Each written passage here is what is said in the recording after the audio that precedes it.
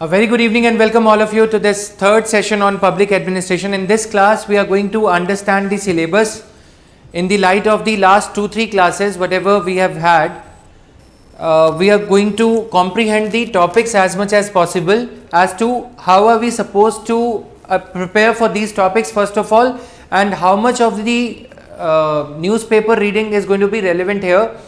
Because these topics like impact of liberalization, privatization, globalization, ये topics में general studies और pub add के question में एक लाइन ड्रॉ करना जरूरी हो जाता है पब्लिक एडमिनिस्ट्रेशन के, बिकॉज थोड़ा सा थियोरेटिकल बेंट होना जरूरी है.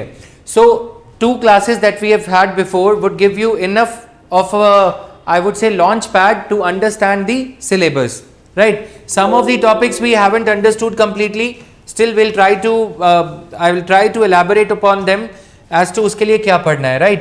कैसे कैसे पब्लिक एडमिनिस्ट्रेशन के फेजेस इवॉल्व हुए, ये हम कुछ अभी समझेंगे, कुछ आगे की क्लासेस में. Names of thinkers and classical theory क्या है, वेबरियन थियरी क्या है, ये सारी चीज़ें थोड़ा सा एक बार समझ लेते हैं. Yes, some doubts online. Sanjana, Sunanda, Sukh, Vishu, you are not offline today. Radhika, Amandeep, Harshala, yes. Now, so meaning, scope and significance of public administration. Meaning में scope we have dealt with in the yesterday's class. Scope क्या है? We are in the process of covering that. Today, next half of the class is going to be on scope only. Meaning, public administration का public administration, private administration, how administration is different from organization and management, right? Political science, तो ये सारी चीजें scope में आ जाती हैं और इसको स्कोप को एक्सप्लेन करने में हेल्प करती हैं. Importance of public administration, how is it important today? Can things be left to private administration? Can things be left to the industry to manage? So that is another angle, right? तो इसमें even though this is very first chapter, seems to be very basic, but there is a lot of scope for UPSC to innovate around it and ask questions, and then we say that hidden syllabus of public administration है, right? So वो hidden नहीं है, इसको आपको interest के साथ अगर पढ़ते हो इसको तो you would see many dimensions coming out of it. Significance of public administration in the era of globalization, significance of public administration in the era of privatization, right? And then significance of public administration in the era of collaborative government. Collaboration हो रहा है ना, public private people's partnership. तो significance of government in the era of और in the 21st century, 22nd century में क्या होगा, scope क्या है आगे, तो what do you envision? Futuristic way में भी यूपीएससी क्वेश्चन पूछ सकती है, right? Now then Woodrow Wilson being the father of public administration, always important. Wilson का विजन, इस पे अगर विल्सन जिंदा होते तो क्या होता? हिडन सिलेबस, क्योंकि Woodrow Wilson's grave is also like his body and everything is gone now, but अगर वो जिंदा होते तो क्या होता? इस तरह के questions on the thoughts that he would have touched upon in a very cursory manner. थोड़ा बहुत कहीं remnant मिल गया thought का, उसको उठा के पबेट से लिंक कर दिया, right? जो कि relevant होगा सिलेबस के लिए. अब वुड्रो विल्सन के बारे में हम डिटेल में जब क्लास करेंगे, एडमिनिस्ट्रेटिव थिंकर्स, प्रसाद एंड प्रसाद, उन बुक्स में वो आइडियाज हैं. My task as a teacher would be to elaborate upon them by referring to books. कुछ फॉरेन ऑथर्स की बुक्स हैं जो कि एक आम एस्पिरेंट के लिए लेना नहीं बनता, राइट? और उसमें से सिलेक्टिवली रीड कैसे करना है. We need not dwell too much into his personal life, कितने अफेयर थे, ये सब नहीं, ठीक? पॉइंट क्या है, हमें ये पढ़ना है कि जो पॉलिटिकल साइंस या पब्लिक एडमिनिस्ट्रेशन से रिलेटेड है. फिर ये क्वेश्चन पूछा जाता है, Wilson was an utter failure as the president of US. ठीक है, Wilson theorised quite well but he could not implement those things himself, right? तो वो सारी चीजें आ जाती हैं. Then evolution of the discipline, अब इसमें निकोलस हेनरी के क्या है पैराडाइम्स, कैसे कैसे पब्लिक एडमिनिस्ट्रेशन इवॉल्व हुआ. तो निकोलस हेनरी की बुक है, उसमें से हमें ये चीजें पढ़नी है. फिर जनरल फेजेस हैं, निकोलस हेनरी ने अलग वैसे डिवाइड करे हैं, जनरल थिंकर्स ने या general phases of evolution of public administration है वो अलग है. उसमें ड्वाइट वॉल्डो का, बाकी के थिंकर्स का क्या कॉन्ट्रीब्यूशन है, that is there. Then new public administration welfare orientation है और ये मार्केट ओरिएंटेशन है. New public administration is when public administration was losing its relevance, तो एक मिनोब्रुक कॉन्फ्रेंस बुलाई गई. Minnowbrook 1, 2, 3 happened in the year 2008. उससे क्या थीम्स निकल के आते हैं? Then they would ask you some question कि अगर मिनोब्रुक 4 होगा तो उसका एजेंडा क्या होगा, या उसमें क्या चैलेंजेस हैं जो पब्लिक एडमिनिस्ट्रेशन को संज्ञान में लेने चाहिए. अब ये क्या हो गया? Hidden syllabus. ये तो दे नहीं रखा, एनपी मिनोब्रुक 3 तक दे रखा है. So that is there, right. So I would answer your question little later. That is highly theoretical and in the light of the things that we studied in the yesterday's class. So समझ में आ रहा है? तो hidden कुछ नहीं है. It's just that how deep are you going? After all, it's your optional subject. It's not a GS subject की horizontally चलते रहेंगे. थोड़ा सा deeper, vertical और horizontal, right? तो पब्लिक चॉइस थियोरी. अब न्यू पब्लिक एडमिनिस्ट्रेशन में वेलफेयर अप्रोच आ गई, न्यू पब्लिक मैनेजमेंट में. This I have taught in my polity classes also. Thatcherism, Margaret Thatcher, Ronald Reagan, right?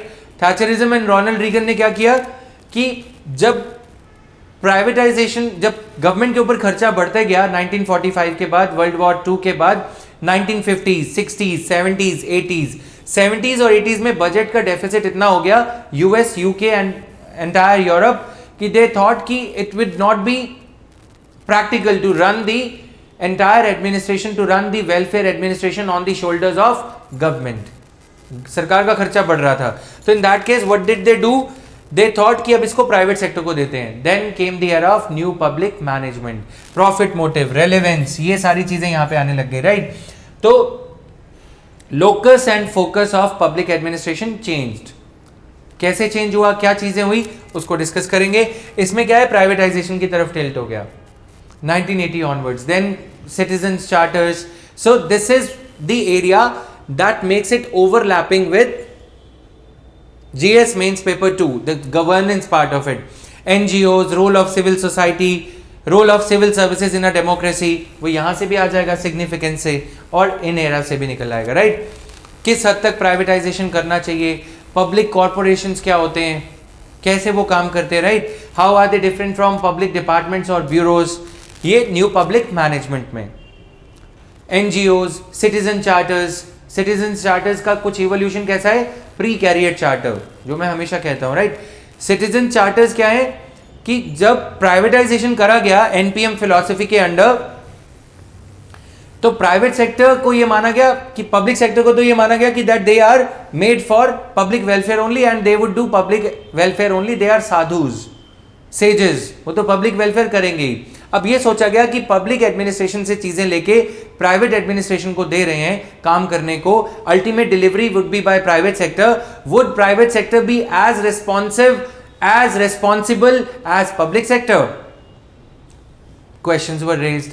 So it was thought to fix it before rolling out the privatization. It was thought to close all the gaps or any doubts about the private sector's ability and private sector's in a way the ईमानदारी in delivering those things. क्या private sector वाकई ही लोगों की सेवा उसी भावना से करेगा जिस भावना से पब्लिक सेक्टर कर रहा है ना. तो सोचा कि एक काम करते हैं, सिटीजन चार्टर्स बना देते हैं. सिटीजन चार्टर्स वुड बी कि जब कोई एक सिटीजन प्राइवेट ऑर्गेनाइजेशन से डील करेगा, उसकी भावनाएं या उसकी एक्सपेक्टेशंस का एक चार्टर बना दिया, ठीक है. तो इस तरह के टूल्स और भी लाए गए. वो सारे टूल्स को एनपीएम में स्टडी करेंगे. फिर उसका एक आगे इलेबोरेशन हुआ. एनपीएम को बोलते हैं री इन्वेंटिंग गवर्नमेंट, पब्लिक चॉइस को री inventing government, right. Public choice theory क्या कहती है, पब्लिक सेक्टर से, एनपीए से प्राइवेट में गए, एनपीएम में एक प्राइवेट एजेंसी बना दी. दैट प्राइवेट एजेंसी इकोनॉमिक्स का कहता है वुड बिकम मोनोपोलिस्टिक, एक्सटॉर्शनिस्ट, जियो मरो, है ना. अभी टैरिफ बढ़ाने शुरू कर दिए ना, तो डिपेंडेंसी बढ़ गई.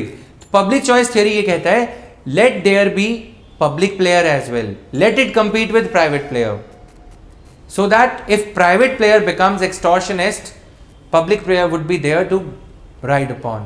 BSNL, Airtel, पहले Airtel मोनोपोली थी तो BSNL को दबाते जा रहे थे ये लोग, ठीक है. BSNL है तो आज भी उसकी रेलेवेंस क्या है, उसको गवर्नमेंट के प्रोजेक्ट्स दिए जा रहे हैं. भारत नेट, प्राइवेट सेक्टर नहीं करेगा वो काम. स्पीड पोस्ट, स्पीड पोस्ट है तभी कुरियर के दाम कम है प्राइवेट कुरियर के, वरना professional couriers as the name tells are very professional. समझ में आ रहा है? वो अपने पैसे लेंगे।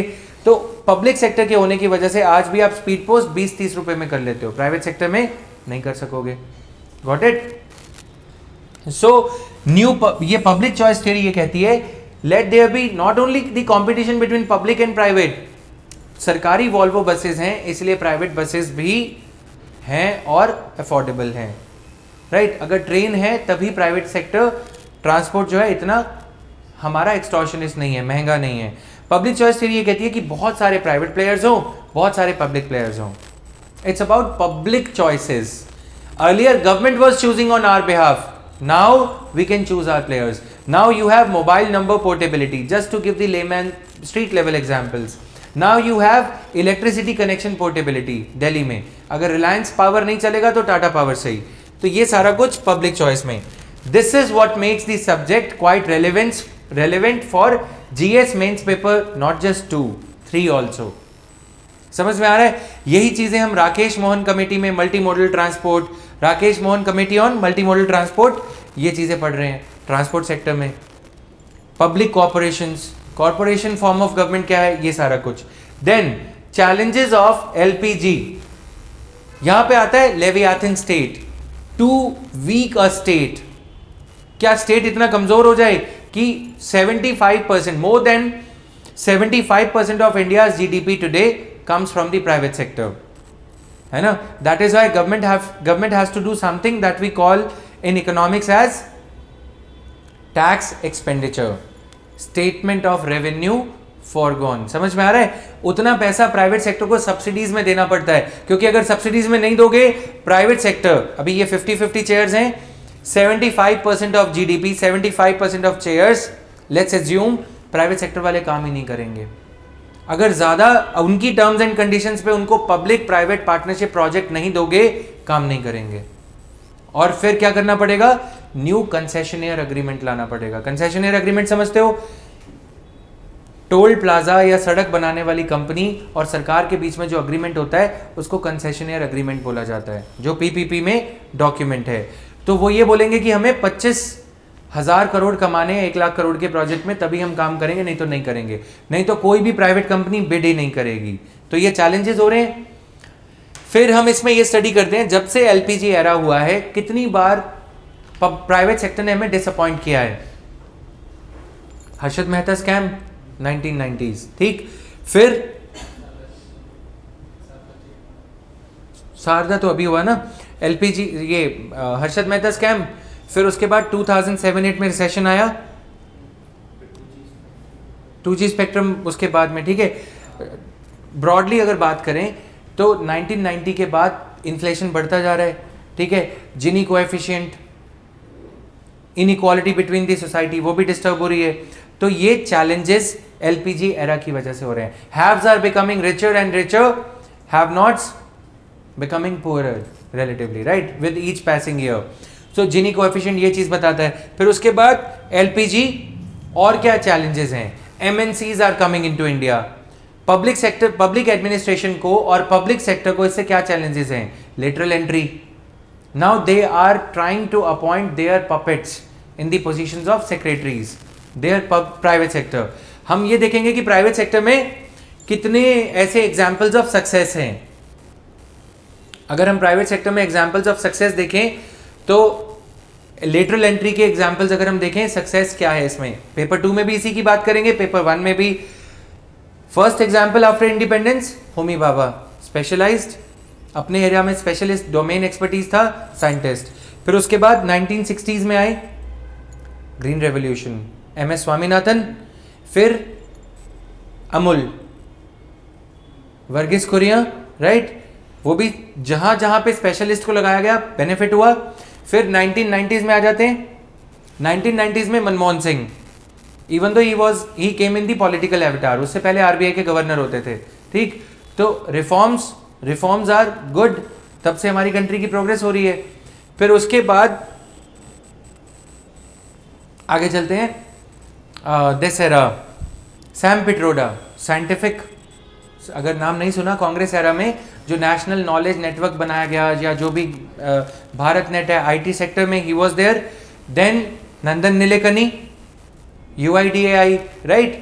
तो कॉन्टेम्प्रेरी एग्जाम्पल से you are able to correlate, but पीछे के एग्जाम्पल्स हैं. तो ये एग्जाम्पल्स हो गए कि जहां जहां पे स्पेशलिस्ट लाए गए वहां वहां पे तरक्की हुई. बट इस तरक्की में कितने ऐसे एग्जाम्पल हैं जिसमें लोगों का फायदा हुआ, पीछे देखते हैं. अभी हमने डॉक्टर APJ अब्दुल कलाम का नाम मिस कर दिया बीच में, वो भी आ जाएंगे 1980s 1990s में, ठीक है. सो सभी almost in all the cases where lateral entry या प्राइवेटाइज किया गया या प्राइवेट सेक्टर एक्सपर्ट्स लाए गए, फायदा हो रहा है. ग्रीन रेवोल्यूशन, किसानों का फायदा, पेजेंट तक पैसे गए अनाज के, ठीक. फिर अमूल, फार्मर्स, मिल्क कोऑपरेटिव्स, सभी किसान, दुधारू किसान जो भी डेयरी फार्मिंग थे उनको फायदा हुआ. ऐसे ही नेशनल नॉलेज नेटवर्क, लोगों तक टेक्नोलॉजी पहुंचने लग रही है. तो हर UIDAI, डायरेक्ट बेनिफिट ट्रांसफर, लोगों का फायदा, ठीक. तो ये एग्जांपल्स ऑफ सक्सेस. ये जो एक अभी मैंने एग्जांपल दिया लेटरल एंट्री का, ये भी इसमें आ जाता है कि role of public administration, public administrator is shrinking and shrinking, और कम होता चला जा रहा है ना. तो ये सारी चीजें हैं. फिर इसको कार्ल मार्क्स से लिंक करोगे कि if you open the flood gate, if you open the seepage for privatization, it would open the flood gates automatically. Privatization अपने आप हो ही जाएगा. कार्ल मार्क्स सिलेबस में दे रखा है? नहीं. क्वेश्चन पूछे जा रहे हैं? हाँ, यस, ठीक है. Good governance, concept and application. तो ऐसे बहुत सारे नीचे के टॉपिक्स हैं. जैसे हम इसको अगर डिवाइड कर दें, which you may not be able to think, but over the course of this journey of 3.5 to 4 months we would be able to see things, right? So that is there. Now scientific management and scientific management movement. Scientific management, administrative thought, थोड़ा सा ये area tough हो जाता है, but my job here would be to make it easier. Taylor, classical thought क्या है, ठीक है. Scientific management movement, Henri Fayol ने क्या कहा, FW टेलर के क्या व्यूज थे, बाकी के भी थिंकर्स. फिर इसका पूरा बन जाएगा क्लासिकल थियरी. क्लासिकल थियरी में ऑन द फ्रिंजेस कौन आता है? Mary Parker Follett. Mary Parker Follett is considered to be far ahead of her times. 1930s जो क्लासिकल थिंकर्स में भी आती हैं और आगे भी आती हैं. क्लासिकल थियरी क्या है? इवोल्यूशन. फिर वो वाली चीज़ें जो हम हर थियोरेटिकल सब्जेक्ट में पढ़ते हैं, every theory is a product of its time. उस टाइम पे नीड क्या थी? जब टेलर और हेनरी फ्योल ने अलग अलग कंट्रीज में ये थियरी दी, अलग अलग कॉन्टिनेंट्स में ये थियरी दी, नीड थी मास प्रोडक्शन. मास प्रोडक्शन के लिए theory was a product of its time, ठीक. फिर वेबर्स ब्यूरोक्रेटिक थियरी आई. अब सारा कुछ मास स्केल पे होने लग गया. प्रॉब्लम ये आई कि उस मॉडल को रेप्लिकेट कैसे करें, रेगुलेट कैसे करें. 50, 100, 150, 500 वर्कर तक तो ठीक है, 10,000 वर्कर्स, 10,000 कंपनीज, तो Weber's bureaucracy. Weber said, max weber said, he was a public administration thinker और फिलोसोफर और सोशियोलॉजी, व्हाट, सोशियोलॉजी बैकग्राउंड, ठीक है. तो उन्होंने ये कहा कि bureaucracy would be required everywhere, in every continent. It would become, in every country, every continent, every state, it would become a necessary evil. Here comes a thinker who is himself criticizing his own theory, right? तो necessary evil है, चाहोगे भी नहीं भी होगा. Like when you go to any office, be it a public or private office, it takes you layers to access a person. But if those layers would not be there, it would become anarchy, right? So that is there. Now its critique and post-Weberian models क्या हैं? Post-Weberian development. अब students, when we use this term in the question papers, even in public administration question papers or questions that we see in the UPSC or we frame for the students, अब वहाँ पे stuck हो जाते हैं. Post-Weberian क्या होगा, है ना? तो उसको हमें क्लासेस में समझना है. आगे की जो थियरीज हैं उसको पोस्ट वेबर में ले लेते हैं. कितनों को लेंगे? जस्ट इमीडिएट आफ्टर वेबर और इवन बियॉन्ड दैट, उसका स्कोप ड्रॉ करना. Done. Then dynamic administration, Mary Parker Follett, integration, conflict resolution, ये डायनामिक एडमिनिस्ट्रेशन में आता है. तो she was, that is why considered to be far ahead of her times. This was ditto statement was asked as a question, right? कि क्यों अपने times के आगे थी? क्योंकि वो डायनामिक एडमिनिस्ट्रेशन की जो बात ये 1930s में कर रही थी, ये आगे जाके बर्नार्ड या फिर साइमन ये जाके बात करेंगे. अपने कॉन्टेम्परेरी से 1930s के इन थिंकर से साइंटिफिक थिंकर्स में जो वर्कर्स को सिर्फ एक कॉग इन दी मशीन मान रहे थे, उस जगह पे मैरी पार्कर फॉले ये कहती हैं कि कॉन्फ्लिक्ट में इंटीग्रेट नहीं करोगे तो विन विन सिचुएशन नहीं होगी, विन विन सिचुएशन नहीं होगी तो कॉन्फ्लिक्ट बार बार होगा, राइट? तो उस एरा में कोई ये बात नहीं करता था क्योंकि capitalist class was so very high and workers were here, slave trading and all, तो उसमें ये सब नहीं होता था कि टेबल पे एक साथ बैठ के कॉन्फ्लिक्ट रेजोल्यूशन करेंगे, इंटीग्रेशन करेंगे, वो सब नहीं, राइट? तो उन्होंने उस टाइम पे ये बातें रखनी शुरू कर दी थी। Done. Human relation school, Elton Mayo, अब इन्होंने हाथ ऑन स्टडीज करी, एक्सपेरिमेंट्स करे कि अगर वर्कर्स को सुपरवाइज करा जाता है तो उनकी आउटपुट कम हो जाएगी, या अगर वर्कर्स को सुपरवाइज करा जा रहा हो तो बेटर परफॉर्म करेंगे वो, या एवरेज परफॉर्म करेंगे, इस तरह की स्टडीज निकल के आई। और अगर वर्कर्स को ग्रुप या इनफॉर्मल ऑर्गेनाइजेशन हर जगह पे होगा ऑर्गेनाइजेशन में, अगर वो इनफॉर्मल ऑर्गेनाइजेशन को आप ब्रेक करोगे, आप सोचोगे उसको अंडर द कारपेट छुपा देंगे या बरी कर देंगे, वो नहीं होगा, राइट? सो ये सारी चीजें एल्टन में हो, ह्यूमन रिलेशन स्कूल यहां से स्टार्ट हो जाता है। Functions of the executive, Barnard, अब बर्नार्ड के भी कुछ 5-7 आइडियाज जो कि आज भी रेलेवेंट है, उनको भी स्टडी करना है, राइट? तो इस तरह से ह्यूमन रिलेशन स्कूल से आगे बढ़ते हैं बिहेवियरल स्कूल। अभी तक ये क्या है? ह्यूमन रिलेशंस, एक ह्यूमन के दूसरे तक रिलेशंस। अब साइमन्स डिसीजन मेकिंग थ्योरी या बिहेवियरल स्कूल जब स्टार्ट होता है तो इंट्रा ह्यूमन, एक इंसान के बीच में मोटिवेशन, मोरल, वो सारी चीजें आने लग जाएंगी। तो पहले देखोगे यहां पे सिर्फ प्रोडक्शन पे फोकस है, काम लेने पे, फिर ये देखा काम क्यों नहीं हो रहा, कॉन्फ्लिक्ट क्यों होता है, ठीक? फिर ये देख रहे हैं कि ह्यूमन रिलेशंस अगर अच्छे होंगे तो काम होगा, राइट? अच्छे से होगा, कॉन्फ्लिक्ट या फिर मैनेजमेंट को ज़्यादा सुपरवाइजरी या ज़्यादा प्रीकिंग, मतलब निट पिकिंग नहीं होना चाहिए, उनको सीसीटीवी कैमराज नहीं होने चाहिए, ये सब चीज़ें, राइट? देन उसके बाद आते हैं साइमन, बिहेवियरल थिंकिंग में आ गए कि ह्यूमन बिहेवियर जब जब चेंज होगा, मतलब intra human motivation moral factors पे हम चले गए कि जब जब एक इंसान खुश नहीं होगा तब तब वो प्रॉब्लम्स क्रिएट करेगा। ये चीज़ अब्राहम मैस्लो में भी रिफ्लेक्ट होती है कुछ हद तक। डिसीजन मेकिंग कैसे करना है कि there would be no best decision, Herbert Simon says कि सब ऑप्टिमल डिसीजंस होंगे, ठीक है? सेटिस्फाइजिंग डिसीजन मतलब satisfactory plus sufficing decisions can not be 100% optimum, वो डिसीजन तो यूटोपियन ड्रीम है। आज उसको कैसे अप्लाई करते हैं? जब किसी कोल सेक्रेटरी कोई, उस टाइम पे जो इमरजेंसी थी, कोल ब्लॉक सस्ते में बेच दिए गए। उस टाइम पे जब मोबाइल टेलीफोनी नहीं थी, बोला कि 2G स्पेक्ट्रम स्कैम हुआ है, बट जिन्होंने किया उनसे पूछो, वो ये कहते हैं that decision was a product of its time. At that time had we not sold the mobile spectrum at a cheaper price, people would not have been, accessing the 2G 3G technology that sooner, है ना? अब जब वो हो गया available तो आप कहते हो कि आपने सस्ते में बेच दिया। सिमिलरली डिसीजन जब लिया गया था तो वो सब ऑप्टिमल था। साइमन को यहां पे अप्लाई कर सकते हैं। When we open the cases against bureaucrats, paper 2 में linkage, just an example, when we open the cases against the bureaucrats after 5 years, after 2 years or 3 years of the from the time of decision, from the time when the decision was taken, तो क्या होगा? बाद में वो decision गलत लगेगा। अब 5 साल बाद आप ये बोलो कि मैं यूपीएससी अगर सिलेक्ट हो जाओगे तो बोलोगे पैदा होते ही तैयारी कर लेता तो पहले अटेम्प्ट में हो जाता, अगर नहीं होगे तो बोलोगे सबसे बड़ी गलती थी। इन दी एडवांटेज ऑफ हाइंडसाइट क्या है? पीछे देखने की एडवांटेज नहीं होती है ना, पीछे देखोगे तो सब कुछ ही गलत सही लगता है, या तो गलत या बहुत सही, राइट? तो ये चीजें जो हैं परेशान करती हैं। डिसीजन मेकिंग को ऐसे अप्लाई करना है। पार्टिसिपेटिव मैनेजमेंट, अब हम यहां पे बात कर रहे हैं, लेकिन मैरी पार्कर फॉले इसकी बात पहले कर चुकी थी। पार्टिसिपेशन, वर्कर्स को साथ बैठाओ। क्या ऐसा कुछ एफडब्ल्यू टेलर ने कहा था? कहा था। एफडब्ल्यू टेलर की एक स्टेटमेंट है, the most of the times the conflict between the management and the workers happens because of the share of the pi, happens because of share of, ये bread का पाई है, कॉन्फ्लिक्ट होता है कि कितना किसको मिलेगा। तो he said rather than fighting over the size of the bread, let's first increase the size of the bread.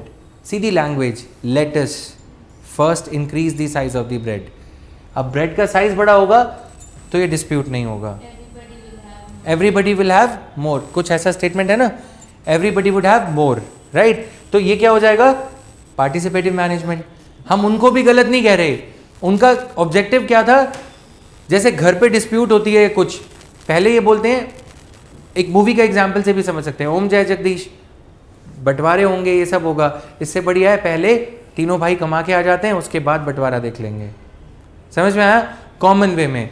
Then comes your this part, participative management हो गया, रेंसिस लिकर्ट की थियरी है। देन क्रिस आर्गेरिस, मैकग्रेगर, इनके अपने अपने leadership theories हैं और वो सारी चीज़ें हैं, उनको भी स्टडी करेंगे। तो इस तरह से आप देख सकते हो कि टेलर के थॉट्स में और मैरी पार्कर फॉले के और पार्टिसिपेटिव मैनेजमेंट थिंकर्स के थॉट्स में पॉइंट्स ऑफ डिफरेंस भी हैं, पॉइंट्स ऑफ डिफरेंस और सिमिलैरिटीज दोनों हैं, ठीक है। अब टेलर की रेलेवेंस आज क्या है, टेलर में जैसा हम बात करते हैं कि इतना ज़्यादा प्रिसीजन ओरिएंटेड कर दिया मैनेजमेंट को, एडमिनिस्ट्रेशन को, कि हमारे यहाँ पे डेस्क ऑफिसर सिस्टम होता था। डेस्क ऑफिसर सिस्टम क्या है, a person would be sitting at the reception, वो जो भी फाइल आएगी वो लॉग करेगा, ये फाइल इस पर्सन को इतने बजे दी गई, फिर वो फाइल वहाँ से दूसरे डेस्क पे जाएगी, इतने बजे दी गई। टेलर से इंस्पायर्ड है, right. MIS, management information system, कौन सा काम कहाँ पे रुका है, Taylor. Even if like in private sector if you go, तो इन थिंकर्स के नाम की कंपनीज हैं, उन कंपनीज ने इनके नाम के पेटेंट्स ले रखे हैं। टेलर की मशीन्स मैकडोनल्ड्स में अगर क्लीनली ऑब्जर्व करोगे तो वहाँ पे जो आइसक्रीम वेंडिंग मशीन है या जो बर्गर मेकिंग मशीन है वो टेलर कंपनी की है, क्योंकि उसको पेटेंट्स बेचे गए। तो आज भी कितनी क्विकली काम होता है, you don't have to wait. If the same becomes the way of working of the public organization, no one would be waiting for ration card. आज राशन घर पे डिलीवर हो रहा है, वो सब अलग बात है, वो पेपर 2 में करेंगे, राइट। लेकिन मनरेगा की वेजेस टाइम पे गई या नहीं गई, टाइम लॉगिंग ऑफ एवरीथिंग, वो तो हम आज भी कर रहे हैं। क्वालिटेटिव साइड वो वही मैं बोल रहा हूँ ना कि अलग अलग स्कूल्स हैं, न्यू पब्लिक एडमिनिस्ट्रेशन, रेलेवेंस क्या है वो हम उसमें कैटर करेंगे, right.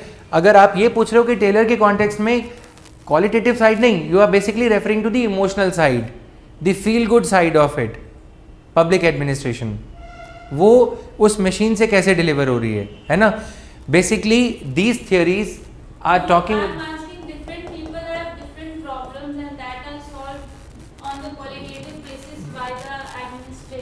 right, yes, in that case, yes. But if we talk about water supply, electricity supply, you getting a message that there would be a power cut, that is what scientificism, scientific injection of scientific aspects into the public service delivery. आपको पता है, yes, wherever necessary, wherever applicable, toll tax, RFID tags, right, you don't have to wait, time is the currency, so those things are getting applied. Now process and techniques of decision making, decision making क्या है, satisfying, there is no ideal decision, वही चीज आ गई। Communication की ये concepts हैं, communication, morale is a group think.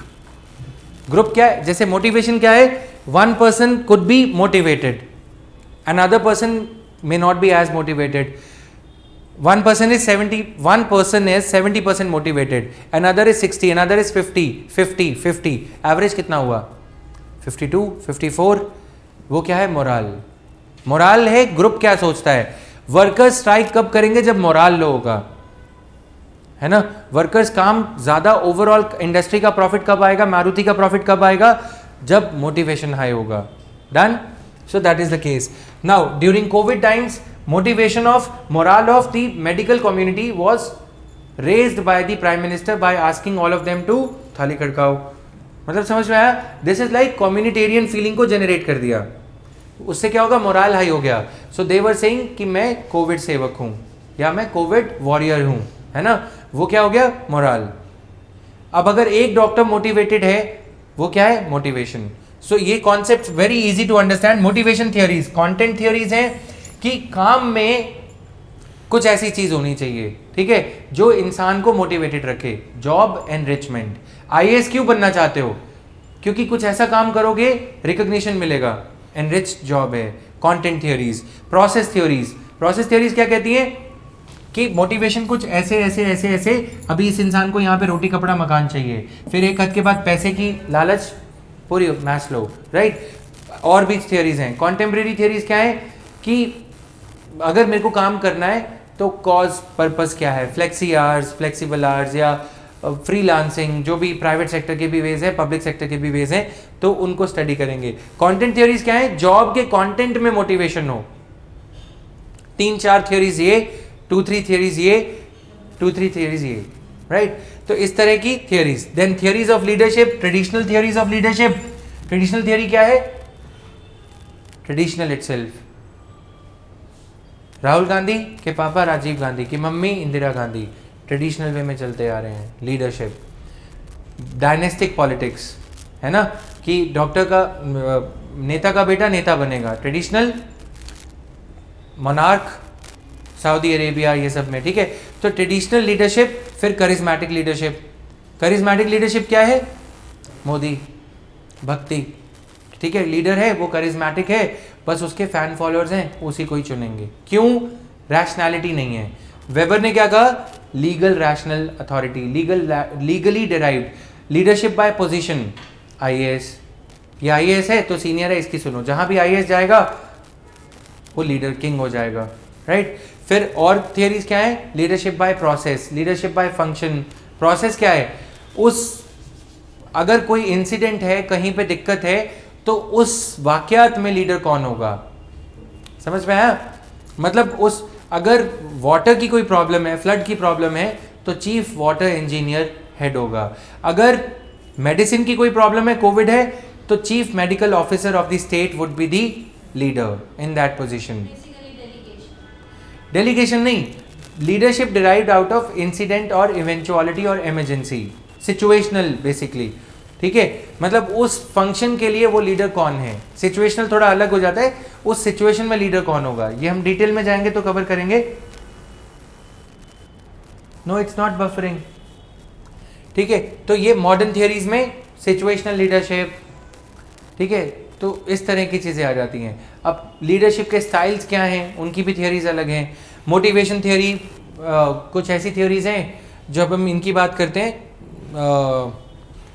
Hygiene factors, motivation factors. Hygiene factors होते हैं जिनके होने ना होने से कोई फर्क नहीं पड़ेगा, ठीक है, जिनके ना होने से परफॉर्मेंस डाउन जाएगी, बट जिनके होने से परफॉर्मेंस अप नहीं जाएगी। हाइजीन फैक्टर क्या है, if AC is not working, if AC is not working, would you work, would you be able to study, नहीं, आउटपुट लो जाएगी, गर्मी लग रही है, कंसंट्रेशन डाइवर्ट होगा, ठीक। लेकिन अगर एसी है तो तुमने कौन सा आईएएस फोड़ देना है, मतलब समझ रहे हो।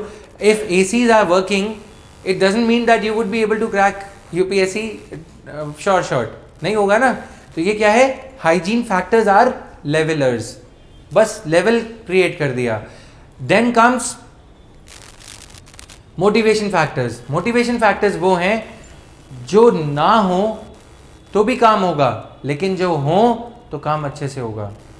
हाइजीन फैक्टर्स वो हैं जो ना हो तो काम कम होगा, लेकिन जो हो तो काम ज़्यादा नहीं होगा। एसी है तो ये नहीं कि आईएएस निकल ही जाएगा, ठीक।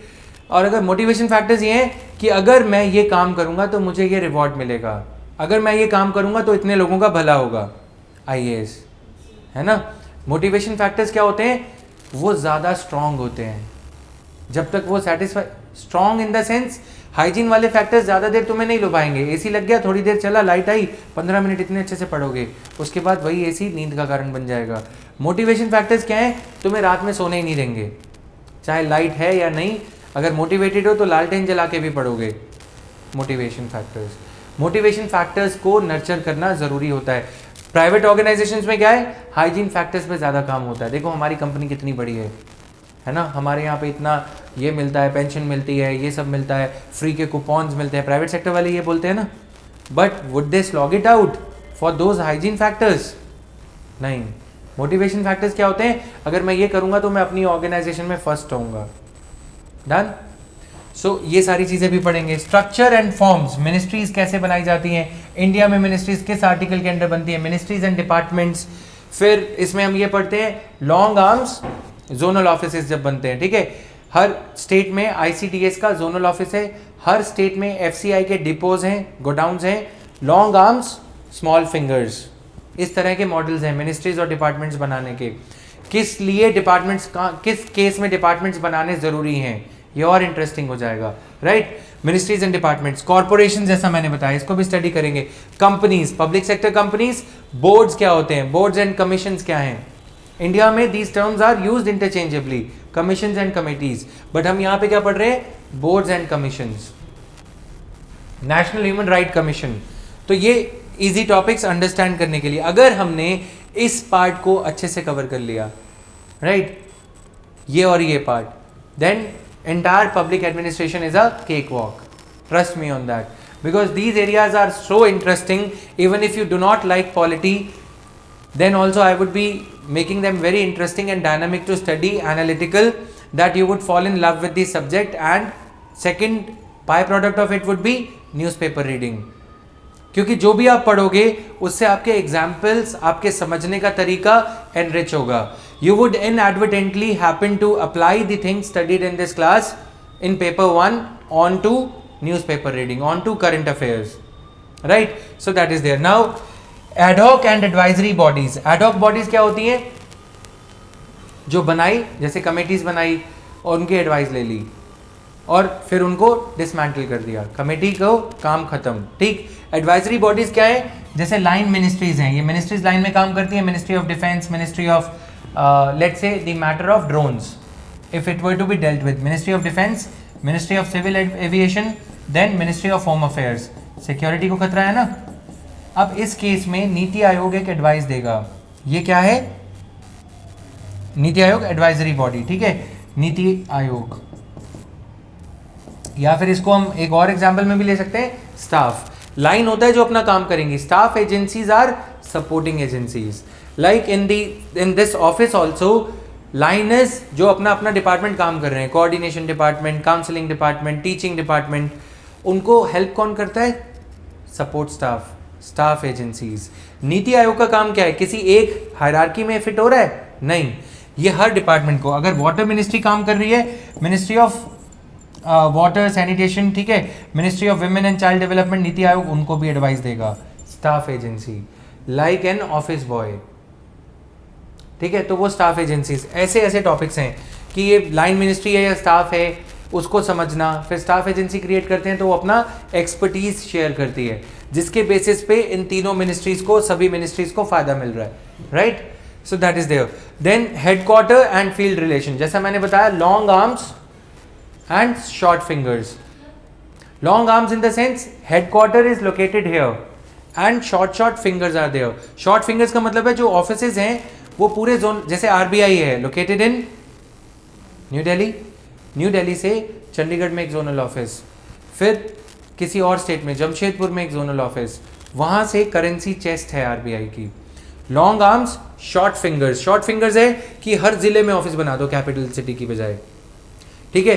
तो कई बार ऐसा होगा, शॉर्ट आर्म्स लॉन्ग फिंगर्स, कि हेड ऑफिस कम मजबूत होगा, जोनल ऑफिस ज़्यादा मजबूत होंगे। एग्जाम्पल, पोस्ट ऑफिस, सारी पोस्ट पहले हेड ऑफिस थोड़ी भेजोगे, वहां से भेजोगे, समझ में आया, इसका एग्जाम्पल समझ में आ रहा है। Short arms, long fingers. अब एक जोनल ऑफिस कितने सारे उसको कंट्रोल करता है, पोस्ट ऑफिस को, जैसे यहाँ पे गोल्ड डाक खाना है दिल्ली में, या आपके सिटी का जो क्या बोलते हैं, सेंटर का जो पोस्ट ऑफिस है, हेड पोस्ट ऑफिस, वहां पे सारी लेटर्स आती हैं, उसके आगे हर गांव तक फिंगर्स हैं, राइट।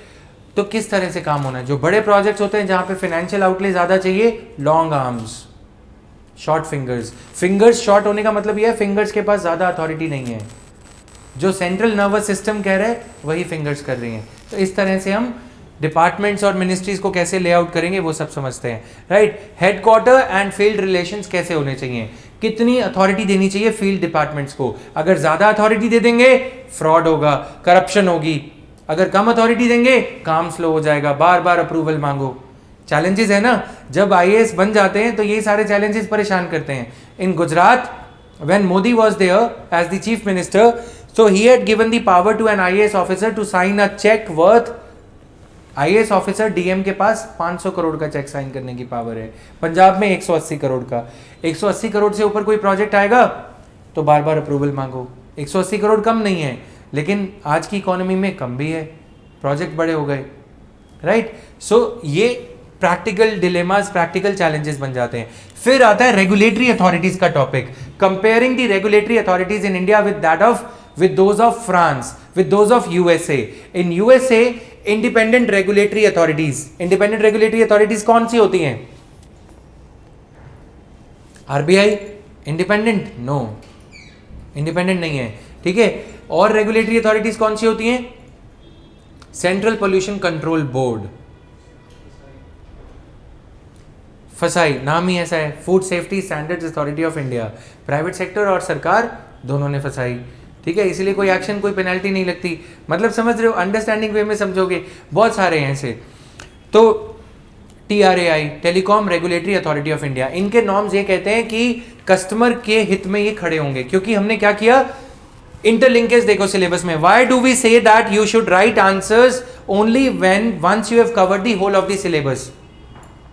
अभी मैंने यहां पे क्या बताया था कि डिपार्टमेंट्स कैसे लेआउट हो रहे हैं, या जैसे TRAI की अगर हम बात कर रहे हैं यहाँ पे, ठीक है, ट्राई की, तो हम जब प्राइवेटाइज करने जा रहे थे तो हमने यहाँ पे क्या बनाया था, सिटीजन चार्टर्स, जो हम यहाँ पे बात कर रहे थे सिटीजन चार्टर्स की। तो सिटीजन चार्टर्स तो बना दिए, क्या वो सिटीजन चार्टर्स अप्लाई हो रहे हैं? अगर हो रहे होते तो TRAI का नाम ट्राई एंड ट्राई अगेन नहीं होता। मतलब समझ रहे हो, TRAI is the regulator, telecom regulatory authority of India. वो ये कहती है कि आपने अगर कोई सर्विस को डीएक्टिवेट किया, फिर भी कॉलर ट्यून के पैसे आपके लगते रहते थे, होता था ना ऐसे। डेटा कंज्यूम, आज की एरा की बात करें, कॉन्टेम्परेरी, डेटा कंज्यूम किया ही नहीं, उड़ गया, दोबारा से टॉपअप करवाओ। ये कौन करेगा इसको रेगुलेट? प्राइवेट सेक्टर को ये बोल दिया कि आपको लाइसेंस दे दिया, आप एयरटेल जियो आप सर्विसेज प्रोवाइड करो। अब वो जियो क्या कर रहा है, हमारा डेटा कंज्यूम हो जा रहा है। Who is going to safeguard our interest as a customer? TRAI, but नाम क्या है, ट्राई, TRY। समझ में आया? Try and try again. आप नंबर हेल्पलाइन डायल करते रहो, कुछ नहीं होगा। तो are regulators are under the control of ministries. TRAI के होने के बावजूद भी स्कैम करने की ट्राई नहीं करनी पड़ी, यूं ही हो गया 2G spectrum scam. Central pollution control board, Namami Gange पे, ये एग्जांपल्स मैं अपनी क्लासेस में दूंगा। नमामि गंगे पे, खाना बंद करो, नमामि गंगे पे 8900 करोड़ रुपीस खर्च हो गए ना। NGT की 2018-19 की रिपोर्ट हर साल आती है, ठीक, हर साल ऐसे पैसे खर्च होते हैं। तो सेंट्रल पोल्यूशन कंट्रोल बोर्ड सो रहा है। Compare this to oil spill in the US, Atlantic में US के कोस्ट पे ऑयल स्पिल हुआ था। कंपनी थी ब्रिटिश पेट्रोलियम, BP, ठीक, उनसे ऑयल स्पिल हुआ था BP का। तो BP को इतनी हेफ्टी पेनल्टी लगाई वहाँ के कंट्रोल बोर्ड ने, एनवायरनमेंट के उसने, कि उन्होंने ये बोला कि अगर पेनल्टी 10% 20% ज़्यादा होती तो हमें अपने बैंक्रप्सी पेपर्स फाइल करने पड़ते, ठीक है। तो ऐसी चीज़ें हैं। ये तो मैं क्रोनी कैपिटलिज्म, देखो पहले क्या होता था, स्टील फ्रेम ऑफ इंडिया, ठीक है। अब हम ऐसे डायग्राम्स इसमें डील करेंगे, ट्रायंगल ऑफ करप्शन, ठीक, पहले स्टील फ्रेम था, वो आयरन क्लैड ऑफ करप्शन बन गया। इसमें कौन कौन है, मिनिस्ट्री, कैपिटलिस्ट एंड ब्यूरोक्रेट, ठीक है। तो तीनों में नेक्सस है। So this is, you can draw as many permutation combinations as you want. समझ में आया? तो ये इंटरेस्टिंग चीजें हम इसमें डील करने जा रहे हैं टू अंडरस्टैंड थिंग्स। तो अब यहाँ पे हम जब हम when we were dealing with this part कि हेडक्वार्टर या regulatory authorities, why are independent regulatory commissions not so independent, why are IRCs not so independent in India, ठीक है। हमारे यहाँ डेमोक्रेटिक कंट्रोल के गार्ब में, under the garb of democratic control, we do not allow the agencies to be independent, political executive के under आ जाती हैं। देखो ऐसे ऐसे नाम है एजेंसीज के, CDSCO, इनका पूरा एनालिसिस हम केस स्टडी कर सकते हैं।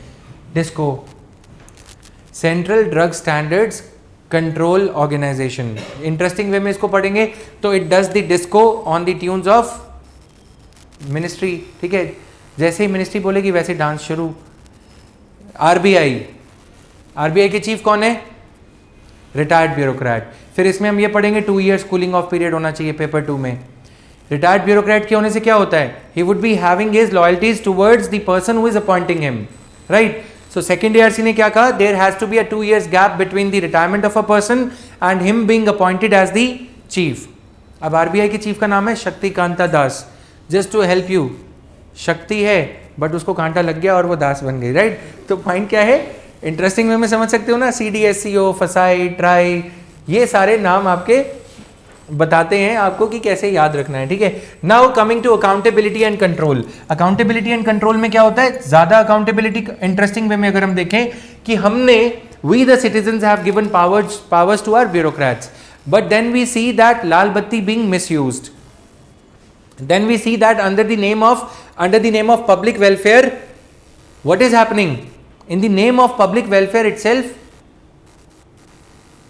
frauds are happening, scams are happening. The authority that was given for public welfare is being used for private aggrandizement, अपने self enrichment में, अपने आप को अमीर बनाने में, है ना। frauds इसीलिए हो रहे हैं, 1% कमीशन का रेट है, ये है। तो अकाउंटेबिलिटी ज्यादा होगी तो भी गड़बड़। पब्लिक सेक्टर की अकाउंटेबिलिटी ज्यादा हो रही है, ठीक। इस केस में क्या हो रहा है? पब्लिक सेक्टर की अकाउंटेबिलिटी के केस में यहां पे एक ब्यूरोक्रेट है, वो डिसीजन लेने लगता है तो उसके ऊपर इतने सारे ये तीर आ रहे हैं एक वे से, सो मैनी चेक्स। सबसे पहला CAG, पहला नहीं, फिर मीडिया, ठीक है, फिर सुप्रीम कोर्ट, जुडिशरी, ठीक है, फिर CBI, लोकपाल। इसलिए ये क्या हो गया? This leads to a situation of policy paralysis. Policy बनाने वाला जो काम है उसको पैरालिसिस हो गया। This was the term used during the Manmohan Singh era. 2011-12 में, 2010 में कॉमनवेल्थ स्कैम, वो came to light, 2G spectrum scam. फिर उसके बाद कोलगेट। ब्यूरोक्रेट्स जो ऑनेस्ट थे उनको भी CBI विक्टिमाइज करने लग गई, क्योंकि एंटायर, फिर लोकपाल मूवमेंट चल रहा था, entire public sentiment was against administration, है ना। तो ब्यूरोक्रेट्स ने बोला कि मैं 2 साल में रिटायर हो जाऊंगा, फाइल दूसरे को पास कर देता हूं। Your views are required according to me, views of ministry of environment and forest would be appropriate before we finally give the approval to national highway authority of India to make this road. क्यों? क्योंकि अगर मैं ministry of road transport and highways का secretary हूं, मैं अपने कार्यकाल में डिसीजन ले लूंगा, मेरी रिटायरमेंट के बाद CBI मेरे दरवाजे पे दस्तक देने आएगी कि तुमने ये अप्रूवल क्यों दिया। प्रॉब्लम हो जाएगी ना। इसीलिए too many regulators, too much of accountability and control will lead to policy paralysis, bureaucracy. हम एडमिनिस्ट्रेशन पढ़ रहे हैं, हम ये नहीं कहेंगे कि ये अच्छा है। जब हम यही आंसर GS मेंस पेपर 2 में लिखेंगे तो अगर इसको इसी टोन एंड टेनर में पूछा गया कि too much of accountability and control leads to hamstringing of administration, approval ही नहीं मिलेगा। इसीलिए क्या हो रहा है? एनवायरमेंट एंड फॉरेस्ट के प्रोजेक्ट्स, हर काम पे सुप्रीम कोर्ट का ठप्पा लग रहा है। What is this leading to? This is leading to judicialisation of governance. Interesting way में पढ़ सकते हैं ना कि न्यायपालिकाकरण हो रहा है। किसका? सरकारीकरण से न्यायपालिकाकरण हो रहा है। हर काम जुडिशरी करेगी। तो the day has come finally. पहले मैं 3 साल पहले ये बोलता था the day would not be far when we would see जजेस गेटिंग इलेक्टेड। नाउ जजेस have at least started getting selected. Rajya Sabha में गए ना रंजन गोगोई, है ना। तो ये हो क्या रहा है? वही चीजें होने लग रही हैं। They would start giving populist judgements. अभी मैं डेप्थ में नहीं समझा रहा हूं। Idea is to just to give you a glimpse in an interesting manner by using funny anecdotes या कुछ भी, ठीक है। पॉइंट क्या है? हमें इतनी तह तक जाना है हर चीज के डिपार्टमेंट के, and this is what makes the subject interesting. Now the first 1 month might be very boring for anybody who chooses public administration, but जब इनकी इंटरलिंकेज होती है ना, हाँ ये उस थिंकर ने कहा था और ये हो रहा है, देन वी फाइंड कि यस, सब्जेक्ट में थियोरी का वैलिडेशन जब मिल जाता है तो फिर लगता है थियोरी भी अच्छे से ग्रास्प हो गई और प्रैक्टिकल में अप्लाई भी करना है तो एग्जाम्पल्स अपने आप आने लगते हैं, राइट। तो इस तरह से आप अपने आप पे जैसे हाइजीन मोटिवेशन थ्योरी अपने ऊपर लगा रहे हो कि हाँ एसी चल रहा है, थोड़ी देर पढ़े उसके बाद सो गए, right? So this is how interesting this subject is. Then regulatory authorities समझ लिया, ग्लिम्स दे दिया. पब्लिक प्राइवेट पार्टनरशिप्स, ठीक है, RPPPs. अब जैसे जीएस मेन पब्लिक एडमिनिस्ट्रेशन और जीएस का क्वेश्चन है, we have seen that question in our polity classes as well, कि रेल टैरिफ अथॉरिटी बनाई गई. रेल टैरिफ अथॉरिटी बनाने का फायदा, रेल टैरिफ अथॉरिटी क्या करेगी, क्योंकि अब rail tariff authority is going to regulate the tariffs. Tariff क्या होता है? टेलीकॉम का टैरिफ होता है, हम कितने सेकंड का पल्स बेच रहे हैं, कितने में कंज्यूम कर रहे हैं. रेलवे का टैरिफ है, पोस्टल का टैरिफ है, बस का टैरिफ है, हर चीज का टैरिफ होता है. रेल टैरिफ अथॉरिटी के केस में जब प्राइवेटाइजेशन होने जा रहा है रेलवेज में, प्राइवेट गाड़ियां, अभी वो दिन दूर नहीं है, ठीक है, ये प्राइवेट ट्रेन चल रही होंगी, उस पर लिखा होगा अदानी नादानी, ठीक है, जो भी, ठीक, हाँ जो भी लिखा होगा, ठीक है. सो अब उस ट्रेन का भाड़ा कुछ इस वजह से, जैसे हम इलेक्ट्रिसिटी का टैरिफ देते हैं तो हमने पहले क्या बनाया, इलेक्ट्रिसिटी टैरिफ एजेंसी बनाई या दिल्ली इलेक्ट्रिसिटी रेगुलेटरी कमीशन बनाया. अब दिल्ली इलेक्ट्रिसिटी रेगुलेटरी कमीशन के नीचे एक कंपनी काम करती थी, पहले उसका नाम था सरकारी new Delhi power limited, NDPL, कुछ इस तरह से. ये हमने एग्जाम्पल देख भी रखा है, इलेक्ट्रिसिटी रेगुलेटरी कमीशन, फिर यहाँ पे है NDPL. पहले ये NDPL खुद पावर सप्लाई करती थी, तो फ्रॉड होते थे, मीटर चल रहा था लेकिन नहीं चलता था प्राइवेट सेक्टर का. हमारा मीटर नहीं चल रहा था लेकिन चल रहा था, क्योंकि हमने बिल देना है, राइट. अब यहाँ पे क्या है, रिलायंस, और यहाँ पे क्या है, टाटा पावर. अब जब ये रेगुलेटरी कमीशन है, रेगुलेटर, ये इनकी फेवर में टैरिफ इंक्रीज कर देता है. नुकसान किसका होता है, हमारा. सरकार उसे सब्सिडाइज कर देती है दिल्ली के consolidated fund of India, Delhi के कंसोलिडेटेड फंड से.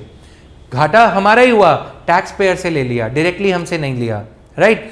से ठीक वैसा ही क्वेश्चन जीएस मेंस पेपर 2 में पूछा गया कि अगर रेल टैरिफ अथॉरिटी बनाई जाएगी तो पावर सेक्टर के एग्जाम्पल को अप्लाई करते हुए ये बताओ कि फायदा किसका होगा. पब्लिक प्राइवेट पार्टनरशिप में फायदा किसका होगा, पीपल, प्राइवेट और सरकार.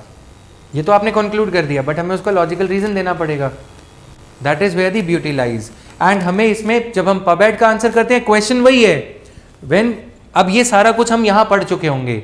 Does it not make attempting the GS mains paper 2 questions very very easy, क्योंकि हम ये अंडरलाइंग सारी चीजें पढ़ चुके होंगे. Here is when I would again use the term the so called hidden syllabus. अब जब हम इसको डिकोड करने बैठते हैं, पब्लिक प्राइवेट पार्टनरशिप को, public private partnership concessionaire agreement क्या है, उसको नई गाइडलाइंस लाई गई मिनिस्ट्री के द्वारा, वो चीजें हो गई. फिर public private people's partnership, PPPP, right. 4 toll tax plazas हैं, चल रहे हैं, टोल टैक्स लगे जा रहा है और हमें पता ही नहीं. 5 साल का टेन्योर दिया था सड़क बनाने वाली कंपनी को, 10 साल हो गए, वो टोल टैक्स लगाई जा रही है, क्योंकि किसी को 100 करोड़ नहीं देने, हर किसी को 35 रुपए देने, लेकिन रोज या एक महीने में 100 करोड़ लोगों को 3500 करोड़ वो ले गया. समझ में आया? तो यहाँ पे अब अगर हम इसको थोड़ा सा कोलॉक्यली देखें, प्राइम मिनिस्टर क्या कहते हैं, मेरा क्या मुझे क्या. Did anybody file the RTI application to check कि इसका टेन्योर क्या है. जब RTI एप्लीकेशन फाइल करी तो उसके पीछे गाड़ियाँ लगा दी हाईवे वालों ने, जो टोल टैक्स वाले, उनके पीछे किलर्स लगा दिए कि तुमने ये RTI एप्लीकेशन क्यों फाइल करी. फिर RTI एक्ट अमेंड होने लगता है, अकाउंटेबिलिटी एंड कंट्रोल, जो अभी हम पढ़ रहे थे, right. So much for accountability, RTI है. फिर हम ये भी चीजें स्टडी करते हैं अकाउंटेबिलिटी में कि कॉन्टिन्यूम ऑफ अकाउंटेबिलिटी होना चाहिए. अगर उसमें चिंक्स होंगे, अगर उसमें गैप होगा, अगर उसमें थोड़ा सा गैप रह जाएगा तो क्या होगा,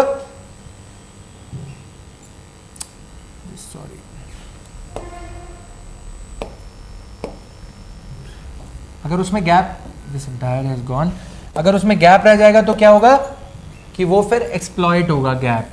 जैसे आपने RTI एक्ट ला दिया, इंडिया में ट्रांसपेरेंसी के जो RTI का जो रिपोर्ट आती है वर्ल्ड लेवल पे, वो ये बताती है कि इंडिया में सबसे ज़्यादा RTI एक्टिविस्ट की किलिंग होती है. क्यों?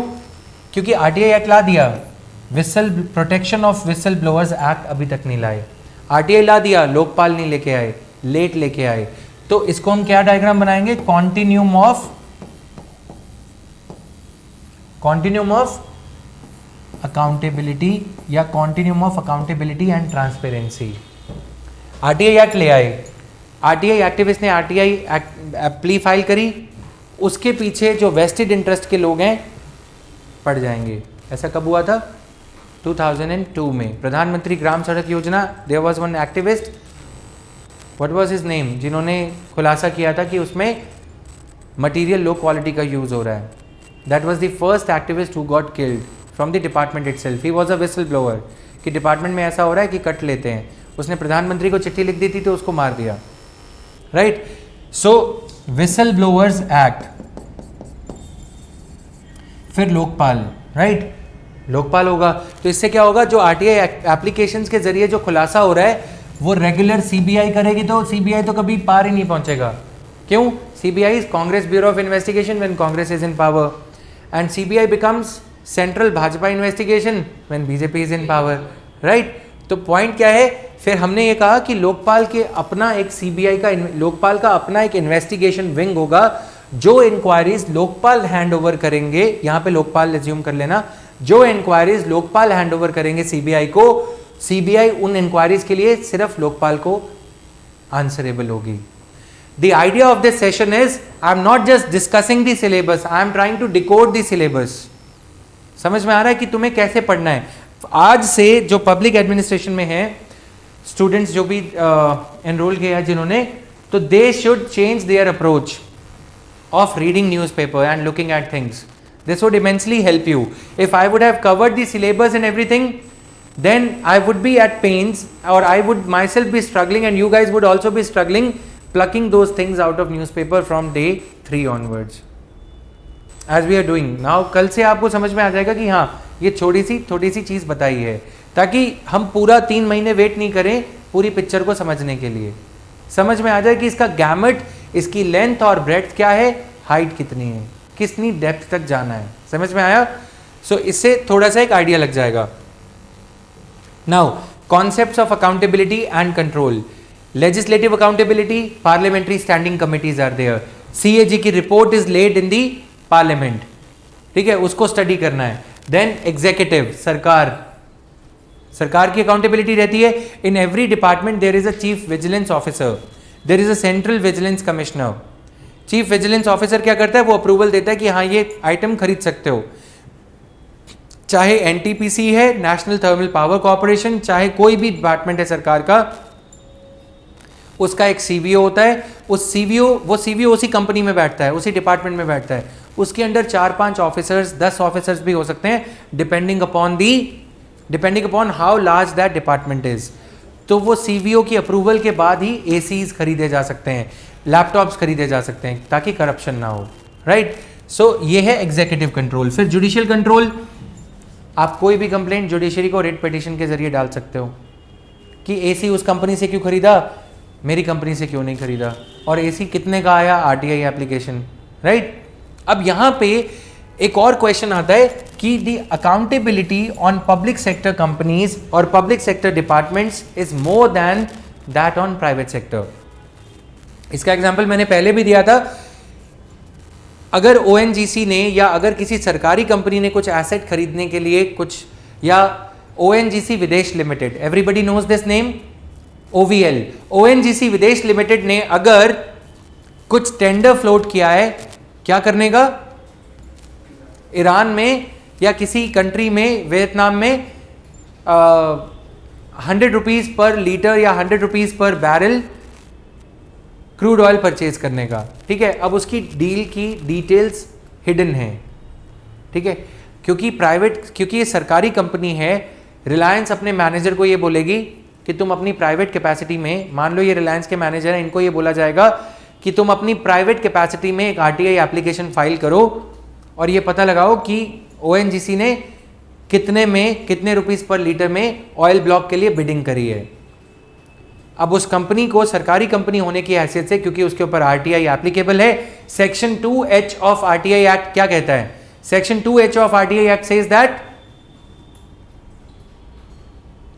पब्लिक अथॉरिटी की डेफिनेशन, कौन कौन सी अथॉरिटी सरकार के अंडर आएंगी, जो सरकार के द्वारा ओन्ड हैं, जो सरकार के द्वारा सब्सटैंशियली फाइनेंस्ड हैं. वो सारी आ जाएंगी। अब वो उस वजह से ओएनजीसी सरकार की कंपनी की डेफिनेशन में है, उसे उस टेंडर की डिटेल कि उसने कितने रुपीस में वो ऑयल ब्लॉक खरीदा है वो बतानी पड़ेगी, या फिर उसने कितने में वो बिड डाली है वो बताना पड़ेगा। अब Reliance as a private company क्या करेगी, उसको रेट पता लग गया, वो एक काउंटर बिड डालेगी ईरान गवर्नमेंट को कि हम आपको 101 रुपया देने को रेडी हैं। अब ईरानियन गवर्नमेंट क्या करेगी, वो कॉन्ट्रैक्ट ओएनजीसी को ना देके रिलायंस को दे देगी। समझ में आया?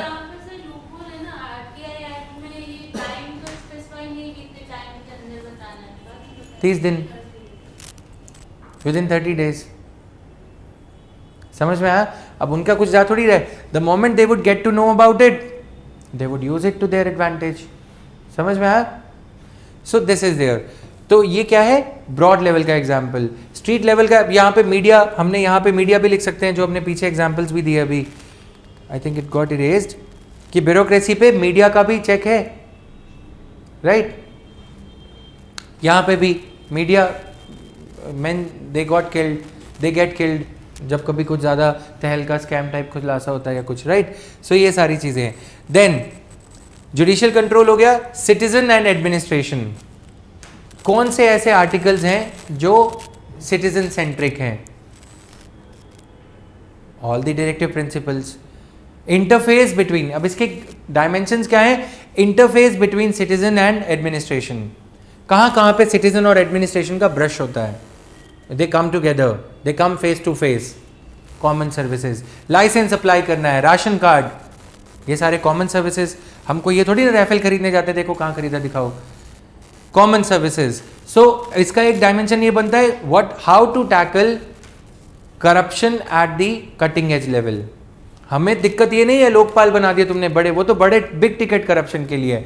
लोकल लेवल पे क्या है, सिटीजन को करप्शन से बचाने के लिए एक डायमेंशन है सिर्फ, क्या है?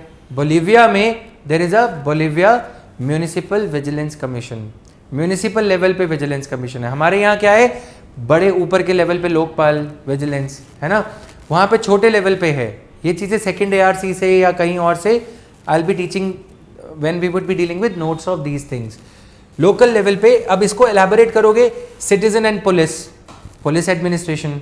अब पुलिस और सिटीजन का ब्रश सबसे बुरा होता है, पुलिस मेंटालिटी। पहले हम आंसर को शुरू करेंगे, पुलिस की जो है it used to be Indian police, then Indian police service हुआ, वो सारी चीज़ें, ठीक।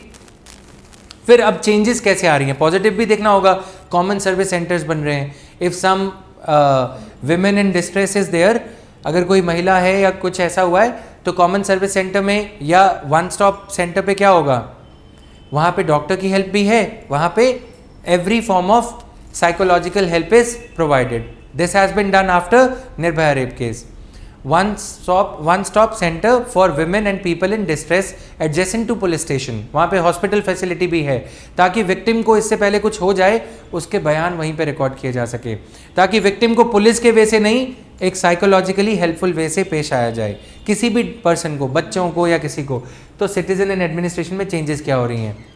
Single window system, website culture आ रहा है, हमें जाना ही नहीं। Citizen and tax administration, tax में क्या हो रहा है? Faceless assessment. मीटिंग कहाँ होगी? लैपटॉप पे होगी, आपको पेशी के लिए जाना नहीं, पेशी के लिए जाना नहीं तो पेश कुछ करना नहीं। समझ में आया? ना सूटकेस ना कुछ। तो ये क्या है? Role of technology in instilling और इन इंस्टीट्यूशनलाइजिंग ट्रांसपेरेंसी। ट्रांसपेरेंसी आ जाएगी एडमिनिस्ट्रेशन में। तो अभी मैंने सिर्फ तीन डायमेंशंस एक्सप्लोर करी हैं, police, then citizen and local level corruption, ठीक है। फिर उसके बाद टेक्नोलॉजी, आधार कार्ड या कुछ भी, सिटीजन को कैसे डील करना पड़ रहा है, क्लाइंटेल। अब जब हम एनपीएम की बात करते हैं, यहाँ पे क्या है? Citizen is not just a citizen. जैसे एनपीएम की हम यहाँ पे बात कर रहे थे ना पेपर 1 के इसी टॉपिक में, यहाँ पे क्या है? सिटीजन के साथ एक और सी जुड़ गया, as if 1 C was not enough, ठीक है। सो यहाँ पे क्या है? Client, citizen client. समझ में आया? तो this is citizen client. Citizen client का मतलब क्या है? The ones who are having the capacity to pay alone would be able to avail benefits. आपको रोड पे चलना है, रोड अच्छी मिलेगी, लेकिन पैसे अच्छे हैं तो ही। सिटीजन के लिए कोई जगह नहीं रही। ये क्या है? एनपीएम। इसलिए एनपीएम की वजह से बोला कि administration would become profit machine, और तो सिर्फ हर चीज में पैसे लगाने हैं, तो वो राइट्स का क्या होगा जो हमें बतौर नागरिक की हैसियत से मिलने थे, वो राइट्स का क्या होगा जो हमने पहला कॉन्ट्रैक्ट साइन किया था, contract of state and citizen, कि हम आपको ये पावर दे रहे हैं, हम आपको वोट देंगे, बदले में आप ये काम करोगे। अगर बार बार ये कॉन्ट्रैक्ट साइन करवाना है कि हर चप्पे चप्पे पे टोल टैक्स होगा, हर चीज के लिए पैसे पे करने पड़ेंगे, तो फिर हमने जो आपको वो अथॉरिटी दी थी, क्या था वो? डॉक्ट्रिन ऑफ लिमिटेड गवर्नमेंट, है ना। हर चप्पे चप्पे पे अगर हमें ही अकाउंटेबल होना पड़ेगा, राशन लेने के लिए हमें आधार कार्ड देना पड़ेगा। Citizen and administration, it is not citizen and administration today, it is administration and citizen. Administration इतनी बड़ी, पहले सिटीजन क्यों रखा था?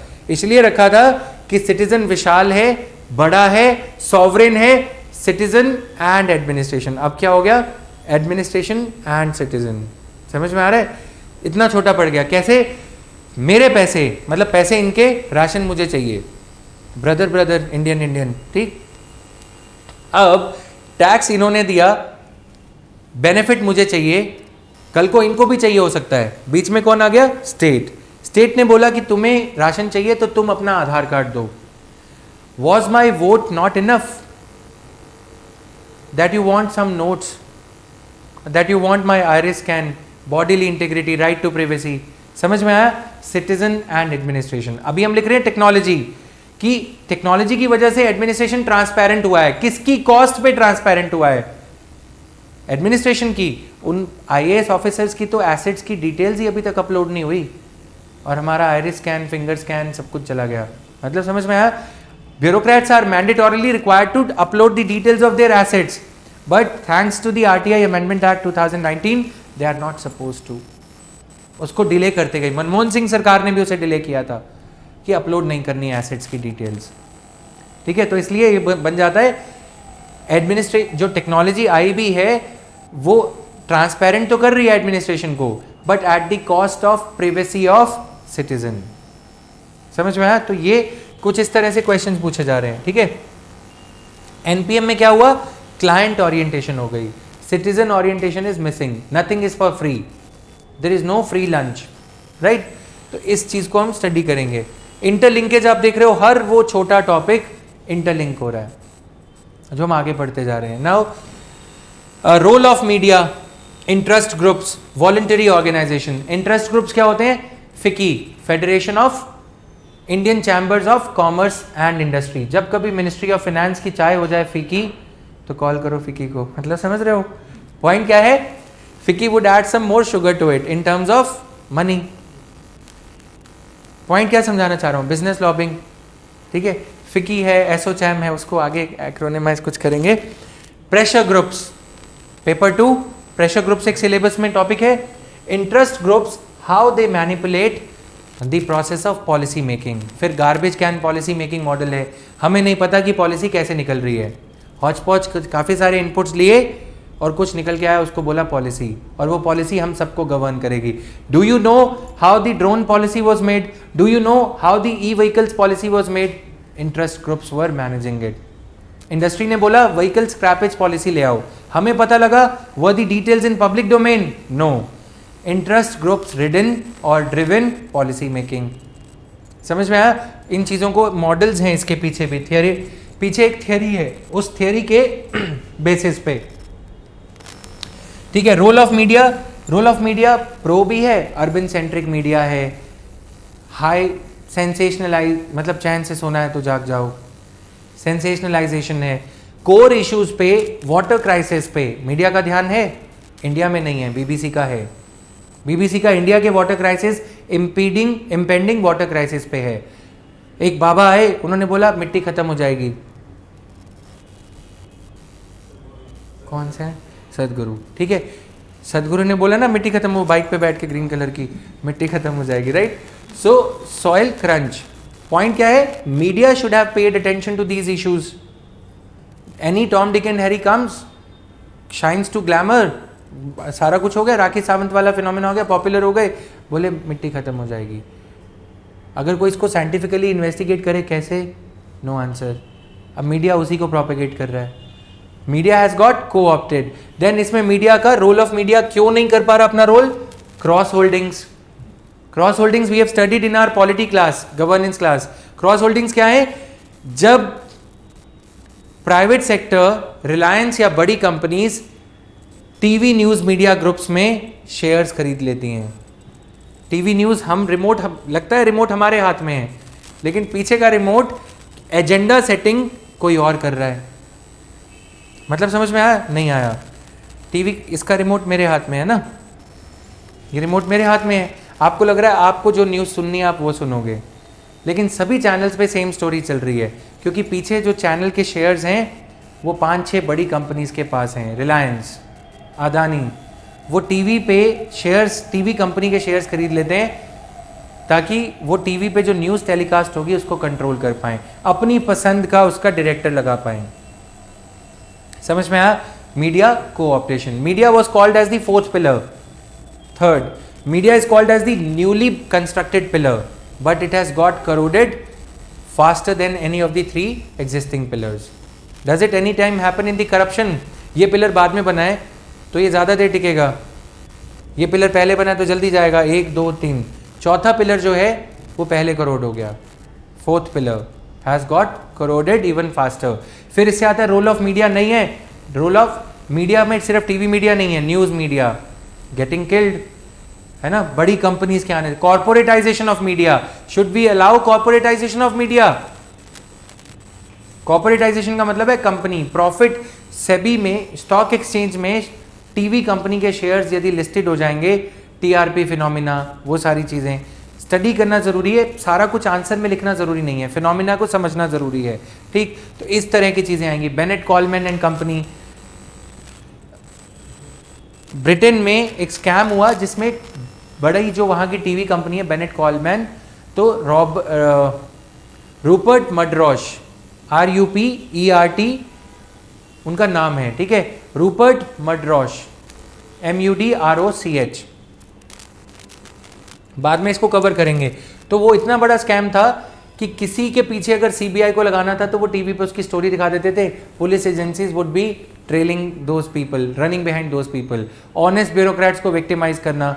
वो इतना बड़ा टीवी मीडिया ग्रुप है कि वो सारे मीडिया को, प्रिंट, टीवी, सबको कंट्रोल करता है। समझ में आया? कौन सा एजेंडा, एजेंडा सेटिंग क्या होता है कि ये मैटर एजेंडा पे चलेगा आज, सभी न्यूज़ चैनल्स वही सब दिखाने लगेंगे, तो मीडिया बिक गया है इसमें से। इन्वेस्टिगेटिव जर्नलिज्म, आपकी अदालत और ये सब, समझ रहे हो? इन्वेस्टिगेटिव जर्नलिज्म का स्ट्रीट लेवल, बहुत ही नैनो लेवल पे एग्जाम्पल क्या है? आरुषि हेमराज मर्डर केस की इन्वेस्टिगेशन। केस आज तक कंक्लूजन में ही नहीं पहुंचा, thanks to the fact that it was investigated by media. But when it comes to celebrities and all and covering up their dirty things, तो मीडिया नहीं आता। बिग टिकट करप्शन है, मीडिया उसको कवर नहीं करता।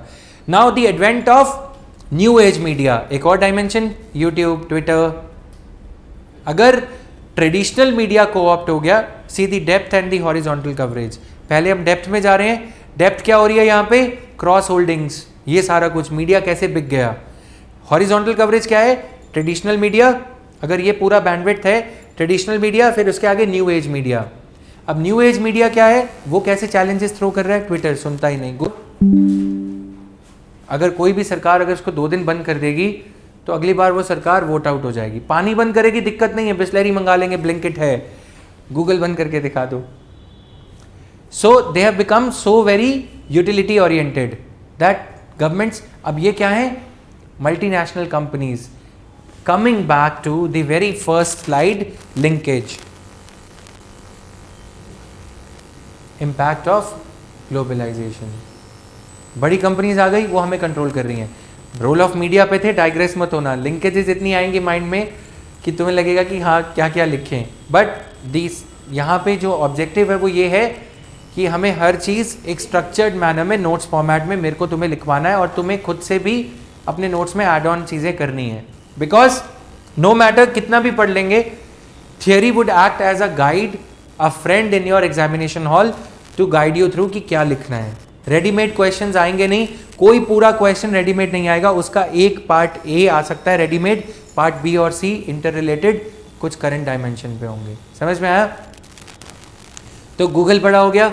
अब नया और मीडिया, नेटफ्लिक्स या ये सब जो ओवर द टॉप प्लेटफॉर्म्स हैं, OTT प्लेटफॉर्म्स, टेक्नोलॉजी का रोल, तो इस तरह से इसको एक्सपैंड करते चलेंगे। सिविल सोसाइटी, इसकी डेफिनेशन क्या है, चैलेंजेस क्या हैं? Civil society is anarchist specially in India, और compare the Indian civil society with the rest of the world, right, with that of US और अदर कंट्रीज, वहाँ पे कैसे काम करती है। अब यहाँ पे इंटरेस्ट ग्रुप्स के बारे में हम कर रहे थे, प्रेशर ग्रुप्स, इंटरेस्ट ग्रुप्स कैसे काम करते हैं। Farmers, they did not allow the farm law ordinances और farm law bills to be passed और इम्प्लीमेंटेड, है ना। जब कोई पॉलिसी में काफ़ी लंबे समय तक किसी वेस्टेड इंटरेस्ट को नर्चर किया जा रहा होता है, सब्सिडीज, MSP देके, तो वो वेस्टेड इंटरेस्ट इतना ज़्यादा बलवान हो जाता है, स्ट्रांग हो जाता है कि वो आपको रिफॉर्म नहीं करने देगा। फार्म लॉ रिफॉर्म से ये पता लगता है, इम्प्लीमेंट ही नहीं करने दिए। फिर इसमें आ जाता है interest groups and political economy या इकोनॉमी में हम कितना भी रैशनलाइज करना चाहें, प्रधानमंत्री ने क्या कहा, पहल scheme, that you yourself surrender your LPG cylinders, क्योंकि अगर हम खींचेंगे तो तुम वोट नहीं दोगे। Democracy and economy, pressure groups की वजह से डेमोक्रेसी का एजेंडा। फिर इसी से टॉपिक्स आते हैं प्रेशर ग्रुप्स, कि जो प्रेशर ग्रुप्स आगे जो दिखते हैं, जो हड़ताल, हाहाकार, नारे लगा रहे होते हैं, वो सही में प्रेशर ग्रुप के लीडर्स नहीं हो, वो सही में प्रेशर ग्रुप्स के जो कई चार्टर्स नहीं फॉर्म करते, पीछे के लोग चार्टर्स फॉर्म करते हैं। उन चार्टर्स को हम क्या कहते हैं, प्रीकैरिएट चार्टर्स। तो इस तरह की टर्मिनोलॉजी भी हमें IJPA में या किसी जर्नल्स में जो मिल जाती है, we would incorporate that as well.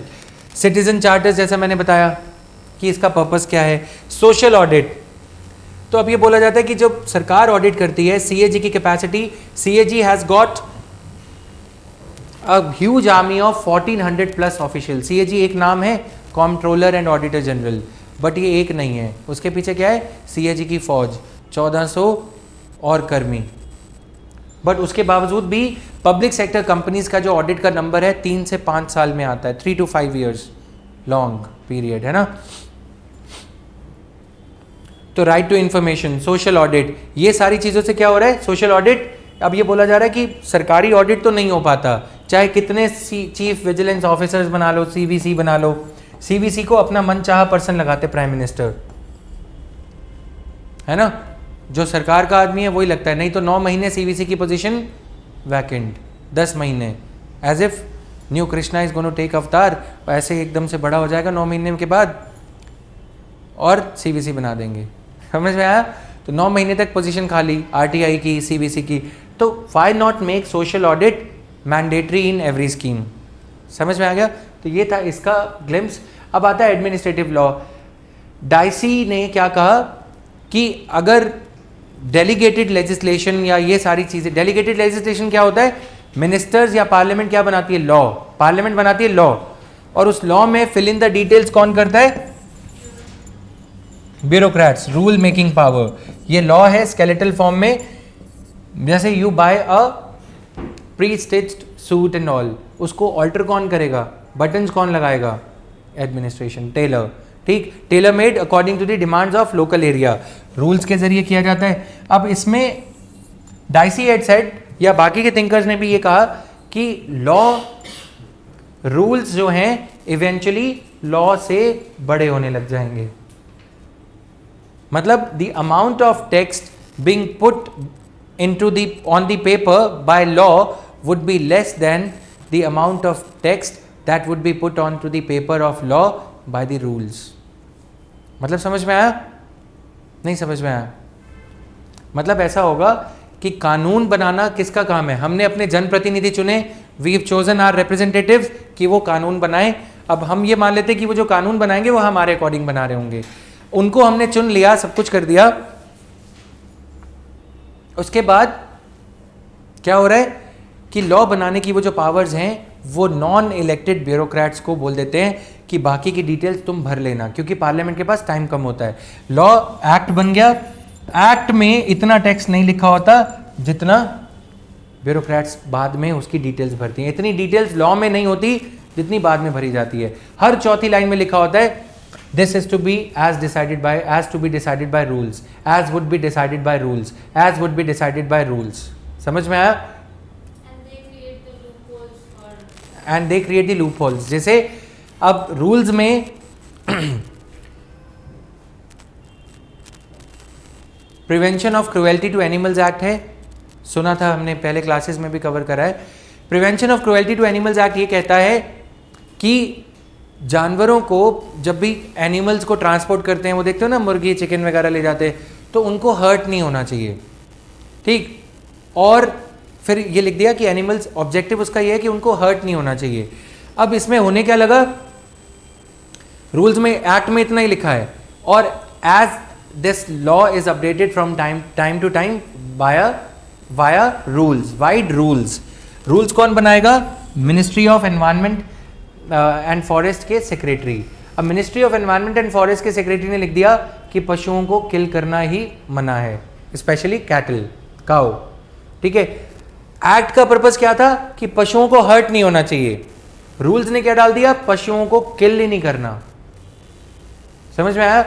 तो स्कोप ऑफ लॉ इतना था, रूल्स ने उसको इतना बना दिया. समझ में आ रहा है? तो ये क्या है, स्केलेटन से ज्यादा बॉडी बड़ी होती चली जाए. समझ में आया? तो ये तो वही हो गया ना, law is in the skeletal form, flesh is to be filled in by the, और फ्लैश जो बॉडी को कवर करेगा वो रूल्स लेके आएंगे. बट अगर फ्लैश बोन्स के मास से, बोन्स के वेट से ज़्यादा बड़ा हो जाएगा तो कैसा लगेगा? प्रॉब्लम हो जाएगी ना. तो सेम वहाँ पे हो रहा है. डाइसी ने एडमिनिस्ट्रेटिव लॉ पे क्या कहा? Delegated administrative tribunals. अब एडमिनिस्ट्रेशन का लॉ, एडमिनिस्ट्रेशन को गवर्न करने की लॉ की बात हो रही है यहाँ पे, ठीक है. अभी तक तो हम constitutional law, political science, political theory समझते हैं. एडमिनिस्ट्रेटिव लॉ क्या है? Law to govern the administrators और फंक्शनिंग ऑफ एडमिनिस्ट्रेटर्स, एक एस्पेक्ट. फिर डेलीगेटेड लेजिस्लेशन. डेलीगेटेड लेजिस्लेशन का मतलब सिंपल ये है जो हमने अभी समझा, parliament will make the law, ठीक है, और बाकी का काम, रूल बनाने का काम पार्लियामेंट डेलीगेट कर देगी, नीचे दे देगी ब्यूरोक्रेट्स को. Delegated legislation. फिर ये ट्राइब्यूनल जितने, अब आईएएस ऑफिसर्स या एडमिनिस्ट्रेटर्स इतने बड़े होने लग गए कि इन्होंने अपने लिए अलग कचहरी बना ली, एडमिनिस्ट्रेटिव ट्राइब्यूनल्स, ठीक है. इनकी फंक्शनिंग सही है या गलत, बनाने का पर्पस क्या था, होने चाहिए या नहीं, वो सारी चीज़ें, ठीक है. अभी ये थोड़ा सा बोरिंग है, आगे इसको कवर करेंगे. जैसे बहुत सारे ट्राइब्यूनल्स हैं ना, एडमिनिस्ट्रेटिव ट्राइब्यूनल्स. ट्राइब्यूनल्स क्यों बनाए जाते हैं? जैसे गवर्नमेंट है, गवर्नमेंट से खुद से कोई गलती हो सकती है, तो गवर्नमेंट उसको सुधारने का इनकम टैक्स एपिलेट ट्राइब्यूनल है ना. किसी principal secretary of income tax से गलती हुई तो उसको कोई और यहाँ पे, मतलब इनकम टैक्स ऑफिसर से गलती हुई तो उसको चीफ कमिश्नर इनकम टैक्स सुन के यहीं पे निपटाएंगे. नहीं तो ये मैटर कहाँ जाएगा? जुडिशरी में, हाई कोर्ट में जाएगा, ठीक है. तो ये क्या हो रहा है? हाई कोर्ट में जाएगा, तो ये एक अलग लेयर हो गया, लिम्ब हो गई ना, ये एक्स्ट्रा एक और आगे लिम्ब अटैच कर दी. फायदा क्या हुआ? इससे डिले होगा. पहले सिटीजन बेचारे को यहाँ जाना पड़ेगा, फिर यहाँ जाना पड़ेगा. उसकी विक्टिमाइजेशन तो यहीं से ही स्टार्ट हो गई ना, क्योंकि 3 महीने का टाइम है ट्राइब्यूनल के पास उस केस को डिस्पोज ऑफ करने का. 3 महीने किसी के 10 लाख रुपए रोक लो और दे दो, बाद में कुछ ना कुछ चढ़ावा तो मिल ही जाएगा. मतलब समझ रहे हो, किसी के 10 लाख रुपए फंसे हों, उसको बोलो कि 50,000 दे दो, तुम्हारी फेवर में जजमेंट दिलवा देता हूँ ट्राइब्यूनल से. कोर्ट में जाओगे, वकील करोगे, कोई फ़ायदा है नहीं. मैटर समझ गया? समझ में आया? अभी दिक्कत ये नहीं है. अब देखो, ये तो एक ट्राइब्यूनल मैंने बताया. इनकम यहाँ पे देखोगे नेशनल कंपनी लॉ ट्राइब्यूनल, फिर उसके ऊपर एक और है national company law appellate tribunal. मतलब समझ में आया? पहले तो डिपार्टमेंट ने गलत ऑर्डर दिया, उसको एक ट्राइब्यूनल में चैलेंज किया, फिर उसको दोबारा से उसी डिपार्टमेंट के थोड़े और सीनियर ऑफिसर से चैलेंज करा दिया, ठीक है. तो इसका थोड़ा सा टी हटा दो, नकल नकलाट, तो समझ रहे हो? तो पॉइंट क्या हुआ? तो पहले तो एनसीएलटी बनाया, अपने ही ऑर्डर की नकल करके उसको थोड़ा सही करार दे दिया या जो भी, फिर उसके बाद उसकी दोबारा नकल करके एक और 3 महीने और टाइम ले लिया. गलत नहीं है ये, बट इनकी एडवांटेजेस भी हैं. एडवांटेजेस क्या है? ये जजेस, they are specialist in general law, they are not specialist in income tax matters. national company law matters. So tribunals give the administration a chance to introspect, like the judicial review gives the judiciary a chance to review its own judgments. समझ में आया? नहीं समझ में आया? मतलब tribunals में अगर मेरे से कोई गलती हुई है तो यहाँ पे ग्रीवेंस रिड्रेसल का एक डिपार्टमेंट हो, पहले तुम उसको जाके बोल रहे हो कि यहाँ पे हमारी ये कंप्लेंट है, हमें शिकायत का सुधार करने का मौका दो। अब तुम सीधा जुडिशरी में चले गए तो जुडिशरी उस प्रॉब्लम को नहीं समझ पाएगी जिस प्रॉब्लम को वो डीएम समझ पाएगा, है ना। टैक्स के मैटर्स हैं, मेडिसिन के मैटर्स हैं, शेयर्स के लिस्टिंग के मैटर हैं। अब जज बेचारा सलमान खान का केस भी लड़े और वही जज सुब्रता रॉय का सहारा स्कैम का केस भी समझे। उम्र हो गई 65, मतलब समझ रहे हो, एक्सपीरियंस है, but sophistication of matters, the technocratisation of matters is happening so fast that it would be difficult for any very expert judge also to get a hold on every matter. इसीलिए अब क्या हो रहा है, अगर tribunal, अब इसका international comparative public administration में चलते हैं, इसकी वजह से क्या हो रहा है, इंटरनेशनलाइजेशन ऑफ डिस्प्यूट्स। हर देश के ट्रीटी में ये लिखा जा रहा है, जो हम कंट्रीज के साथ में पार्टनरशिप अग्रीमेंट साइन करते हैं ना, bilateral trade and investment agreements, कि उनके कंट्री कंपनीज हमारे यहाँ आए, हमारी कंपनीज उनके यहाँ जाएं। उसमें पता है क्या लिखा जा रहा है, उसमें लिखा जा रहा है कि गवर्नमेंट ऑफ तमिलनाडु और निसान कंपनी के बीच में अगर कोई डिस्प्यूट होगा, निसान कंपनी क्या है, जो कारें बनाती है, ठीक, इनके बीच में डिस्प्यूट हो गया। अब ये dispute high court of Madras में जाएगा नहीं, कहां जाएगा, इंटरनेशनल ट्राइब्यूनल में। समझ में आया?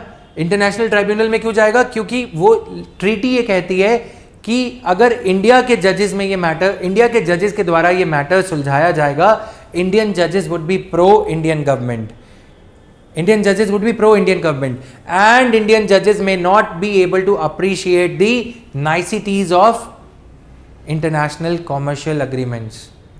निसान का और इनका टैक्स डिस्प्यूट न्यूट्रली डिसाइड नहीं होगा, क्योंकि इंडियन जजेस तो प्रो इंडियन गवर्नमेंट का फैसला देंगे। दूसरा, उनकी समझ में ये मैटर्स नहीं आएंगे शायद, क्योंकि ये टेक्निकली बहुत ही सोफिस्टिकेटेड मैटर्स हैं। ठीक वही चीज़ हमारी डोमेस्टिक ट्राइब्यूनल्स के फेवर में भी कही जा सकती है कि जब इंटरनेशनल ट्रीटीज में ये क्लॉज है तो नेशनल अपने ब्यूरोक्रेट पे विश्वास करना, उसको एक मौका देना, उस डिपार्टमेंट को एक मौका देना कि वो अपनी गलती सुधार ले, कहाँ तक गलत है। समझ में आया? तो इसलिए ट्राइब्यूनल्स को जस्टिफाई भी करेंगे, उनके अगेंस्ट भी जाएंगे। अगेंस्ट कैसे गए? Tribunals are an additional limb, a dilatory tactics, delay कर रहा है ना ये। और दूसरा, tribunals are beneficial also, because उनको एक्सपर्टीज है उस मैटर का। Done, so that is there. इस तरह से ये चीजें हमें पढ़नी है। कंपैरेटिव पब्लिक एडमिनिस्ट्रेशन के दो पार्ट्स हैं, फटाफट से समझ। यस, दे फैसिलिटेट, उसमें स्पेशलाइज्ड मेंबर्स भी होंगे, वो हम डिटेल में जाएंगे। अब यहाँ पे आते हैं comparative public administration. Comparative public administration क्या है कि इंडिजिनस पब्लिक जब पब्लिक एडमिनिस्ट्रेशन की रेलेवेंस खोने लगी तो 1960s में जब गवर्नमेंट के डेफिसिट बढ़ रहे थे, कनेक्टेड विद एनपीएम, एनपीएम क्यों लाए थे, 60s 70s में डेफिसिट बढ़ रहे थे, ठीक है। अब ये बोला कि पब्लिक एडमिनिस्ट्रेशन को अपने विंग्स को एक्सपैंड करने के लिए कंपैरेटिव पॉलिटिक्स है। एक देश की कॉन्स्टिट्यूशन को दूसरे देश की कॉन्स्टिट्यूशन से कंपेयर करो, तो क्यों ना एक देश के एडमिनिस्ट्रेटिव सिस्टम को दूसरे देश के एडमिनिस्ट्रेटिव सिस्टम से कंपेयर करो। जैसे इंडियन कॉन्स्टिट्यूशन बोरोड कॉन्स्टिट्यूशन है, लेकिन अच्छा है क्योंकि हमने आयरिश कॉन्स्टिट्यूशन से भी लिया, जापानीज कॉन्स्टिट्यूशन से भी लिया, तो we have prepared a very nice document, है ना, which is serving our people. Same way में अगर हम बाहर की एडमिनिस्ट्रेशन से भी कुछ सीखेंगे, जैसे मैंने अभी एग्जांपल दिया, बोलिविया म्यूनिसिपल कमीशन में भी विजिलेंस डिपार्टमेंट है। लोकपाल, संतनम कमेटी ने लोकपाल कहाँ से लिया, 1960s में, स्कैंडिनेवियन कंट्रीज से। हमने वहाँ से सीखा कि ऐसा कोई इंस्टीट्यूशन ऑम्बड्समैन बनाया जाना चाहिए। ऑम्बड्समैन स्कैंडिनेवियन कंट्रीज में है, स्वीडन एटसेट्रा में, ठीक। तो अब ये बोला गया कि पब्लिक एडमिनिस्ट्रेशन की एक यूनिवर्सल साइंस, थियरी पार्ट भी है इसका, इसके भी दो पार्ट है, थियरी एंड प्रैक्टिस। प्रैक्टिस, ठीक। प्रैक्टिस में क्या कर रहे हैं कि क्यों ना वेबरियन ब्यूरोक्रेसी को, वेबर ने क्या थियरी दी, इस पे दो थियरीज हैं, यूनिवर्सलिस्ट और इकोलॉजिकल। यूनिवर्सलिस्ट थ्योरी ये कहती है कि अगर British administration, British bureaucracy Britain में सही काम कर रही है, वही सेम थ्योरी यूनिवर्सलिस्ट वे में इंडिया में भी अप्लाई करी जा सकती है। समझ में आया? मतलब हम क्या करना चाह रहे हैं, कंपैरेटिव पब्लिक एडमिनिस्ट्रेशन के थ्रू कंपैरिजन करके एक देश की एडमिनिस्ट्रेशन को दूसरे देश की एडमिनिस्ट्रेशन से सिखाने की कोशिश। समझ में आ रहा है? जैसे जब हमारा देश आज़ाद हुआ तो पॉल एच एपलबी, उनको बुलवाया गया। Paul H Appleby was a foreign thinker, उनको बुलवाया गया कहाँ पे? इंडिया में, कि आप हमें बताओ कि हमें क्या क्या एडमिनिस्ट्रेटिव सुधार करने चाहिए, रिफॉर्म्स लाने चाहिए। ये क्या है? Comparative public administration as was applied in India right after independence. ठीक है। दूसरा जो हमारे यहाँ पे सेकंड एडमिनिस्ट्रेटिव रिफॉर्म्स कमीशन है, उसकी जो पूरी रिपोर्ट है सेकंड एआरसी की, वो नॉलन कमेटी से, नॉलन कमेटी कहाँ की है? ब्रिटेन की, उससे इंस्पायर्ड है। हम वो वाले रिफॉर्म्स अपने यहाँ पे लगाना चाह रहे हैं। ठीक। दूसरा एस्पेक्ट ये था कि जब पब्लिक एडमिनिस्ट्रेशन पॉलिटिकल साइंस से अलग हो रहा था, हट रहा था, मैच्योर हो चुका था 1887 के बाद 1960s में जब क्राइसिस आने लगा, ये सब आने लगा, तो उन्होंने बोला कि क्यों ना पब्लिक एडमिनिस्ट्रेशन के विंग्स थोड़ा और एक्सपैंड करें, बाहर लेके चलते हैं पब्लिक एडमिनिस्ट्रेशन को। हम ये दिखाएंगे, थिंकर्स ने सोचा कि हम ये दिखाएंगे कि जो एडमिनिस्ट्रेटिव थ्योरी प्रिंसिपल्स जो भी हमने यहाँ पे डिवाइस करे हैं, यूएस में, जर्मनी में, वो इंडिया में भी, वो अफ्रीकन, वो न्यूली इंडिपेंडेंट कंट्रीज में भी लगाए जा सकते हैं। क्यों? क्योंकि administrative theory as was developed in largely in US, UK, Germany was failing in the newly independent countries. वो थ्योरी फेल हो रही थी। तो फिर इन्होंने बोला कि ऐसे तो पॉलिटिकल साइंस वाले थिंकर्स इसको दबा देंगे, क्योंकि पब्लिक एडमिनिस्ट्रेशन का इवोल्यूशन ही बहुत मुश्किल हुआ था। ठीक। तो उन्होंने सोचा कि ऐसे इसको दबा देंगे, तो इसलिए हम ये करते हैं। It's working fine, may be it's raining at your and और देयर सम वेदर इशू। सो इसलिए उन्होंने कहा कि चलो अब पब्लिक एडमिनिस्ट्रेशन को थोड़ा घुमा के लाते हैं। घुमा के इन द सेंस इसको वैलिडेट करते हैं कि ये यहाँ पे भी अप्लाइड है। जैसे किसी साइंटिस्ट ने कोई केमिकल इन्वेंट कर लिया हो और वो उसको दूसरे केमिकल्स में मिक्स करके बता रहा हो कि देखो ऐसा करेंगे तो ऐसा होगा, रिजल्ट यही आएगा। समझ में आया? जैसे तुमने, एक एग्जाम्पल है, तुमने दही जमाना सीख लिया, अब तुम पे कोई डाउट कर रहा है तो तुम रोज जमा के उसको दूध खराब करके दिखाओगे कि देखो हाँ मैंने सीख लिया।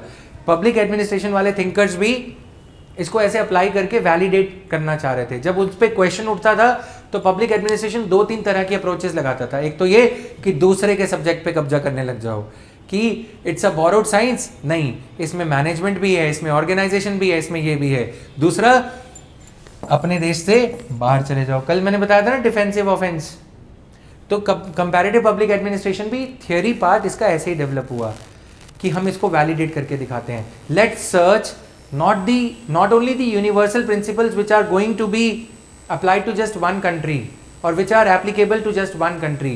Let's apply it across diverse cultural things. Let's make it cross cultural. India ही नहीं, पाकिस्तान भी, पाकिस्तान ही नहीं, रशिया भी, रशिया ही नहीं, चाइना, नेपाल, हांगकांग, हर जगह। तो एडमिनिस्ट्रेशन की थियरी क्या हो जाएगी? यूनिवर्सल हो जाएगी। फिर इसमें एक थियरी आती है इकोलॉजिकल। ये तो हो गई यूनिवर्सल थ्योरी। वेबर की ब्यूरोक्रेसी की थ्योरी यूनिवर्सल है। Bureaucracy is everywhere, it's necessary evil, थोड़ी देर पहले बताया था मैंने। अब दूसरी थ्योरी क्या कह रही है कि भाई दूसरी जो चीज है इकोलॉजिकल थ्योरी, वो ये कह रहे हैं कि public administration is everywhere but it needs to be adapted according to the ecology.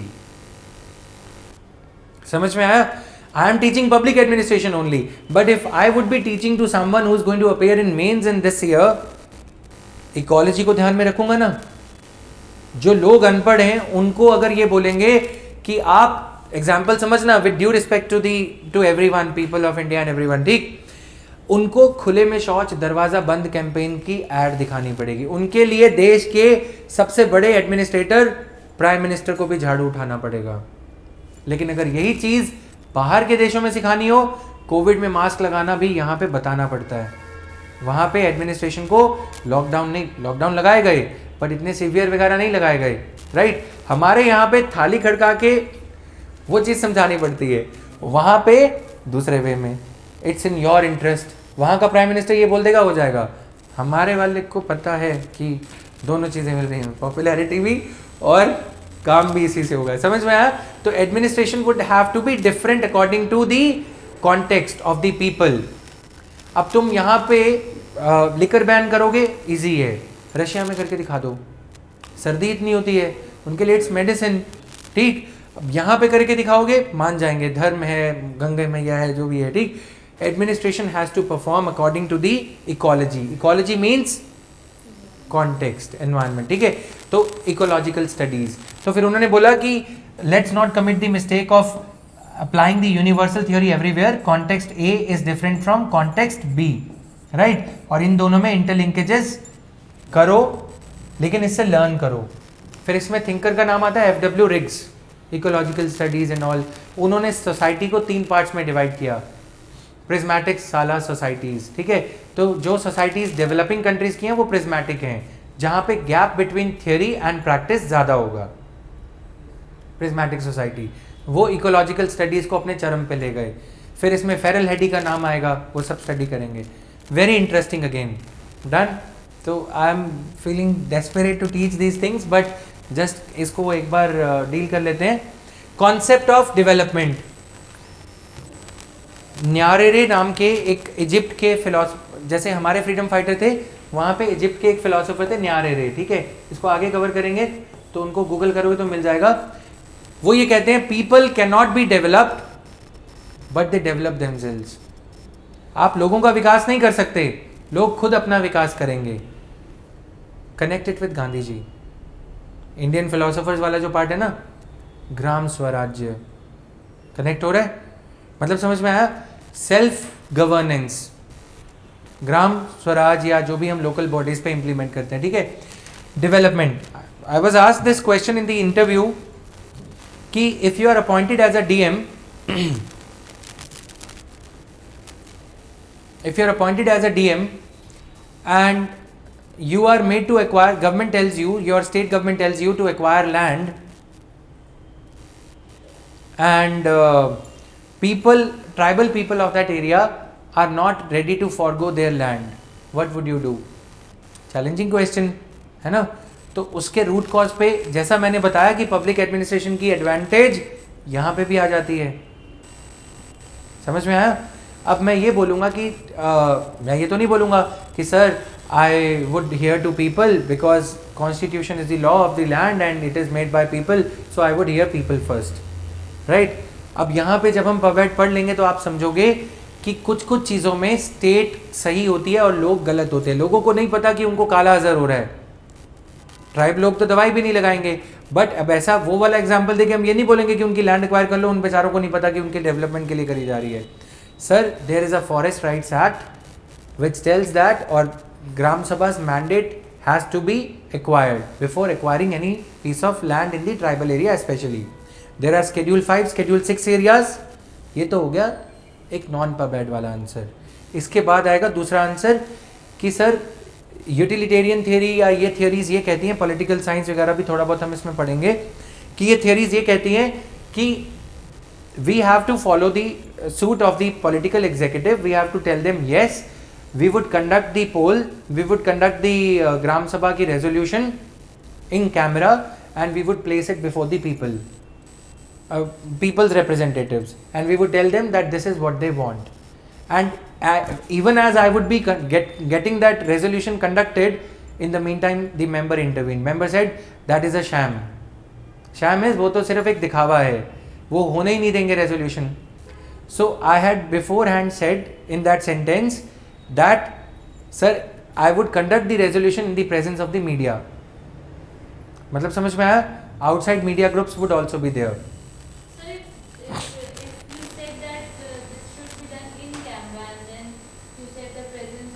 In camera means I said in that way. You took it in the literal sense. In camera, basically in camera का मतलब होता है बिना camera के, ठीक है। But मैंने जो इसमें बोला वो कर्सरी वे में बोला कि कैमरे की मौजूदगी में, ठीक है। आई करेक्ट माई सेल्फ। सो अब उस केस में क्या होगा, अब जब मेंबर ने ये बोला तो फिर आई वुड से कि sir I beg your pardon but I said that it would happen in the presence of media groups. तो he said okay fine, then he understood कि ये टीवी पे पहले टेलीकास्ट हो चुका होगा और पब्लिक रिप्रेजेंटेटिव्स पे क्या पड़ेगा, इम्पैक्ट पड़ेगा कि वो वेस्टेड इंटरेस्ट किसी इंडस्ट्रियलिस्ट के लिए जो लैंड एक्वायर करने जा रहे हैं भोले भाले ट्राइबल्स की, गलीबल ट्राइबल्स की, वो रुक जाएंगे क्योंकि पब्लिक प्रेशर आ जाएगा और लोग उनको खराब बोलेंगे। तो इसलिए अब ये क्या है, diplomacy of a bureaucrat, of an IAS officer. तो ये कहाँ से आती है, पब्लिक एडमिनिस्ट्रेशन से। जब आप पढ़ते हो सोचते हो सब्जेक्ट को दिन रात, तो ये 15-20 नंबर का एडवांटेज वहाँ पे भी मिल जाता है, राइट। नाउ चेंज, अब इसको हम कैसे करते हैं, एंटी डेवलपमेंट थीसिस। ये एंटी डेवलपमेंट थीसिस बन जाता है। समझ में आ रहा है कि डेवलपमेंट नहीं हो रही, एंटी डेवलपमेंट। जो डेवलपमेंट हम कह रहे हैं वो एक्चुअल में डेवलपमेंट नहीं है। We have to go back to the basics again. Gross national happiness index, समझ में आया, उससे लिंक हो रहा है ये। Bureaucracy is a, Weberian bureaucracy का सबसे बड़ा क्रिटिसिज्म क्या है, इट्स स्टेटस कोएस्ट। हालात ठीक मेंटेन करके रखने हैं, जो चल रहा है बस वैसा ही चलने दो। ब्यूरोक्रेसी और विकास दोनों ऑक्सीमोरोनिकल हो जाते हैं। ऑक्सीमोरोनिकल मतलब कॉन्ट्राडिक्टरी, एक दूसरे से जो वर्ड्स क्लैश करते हैं।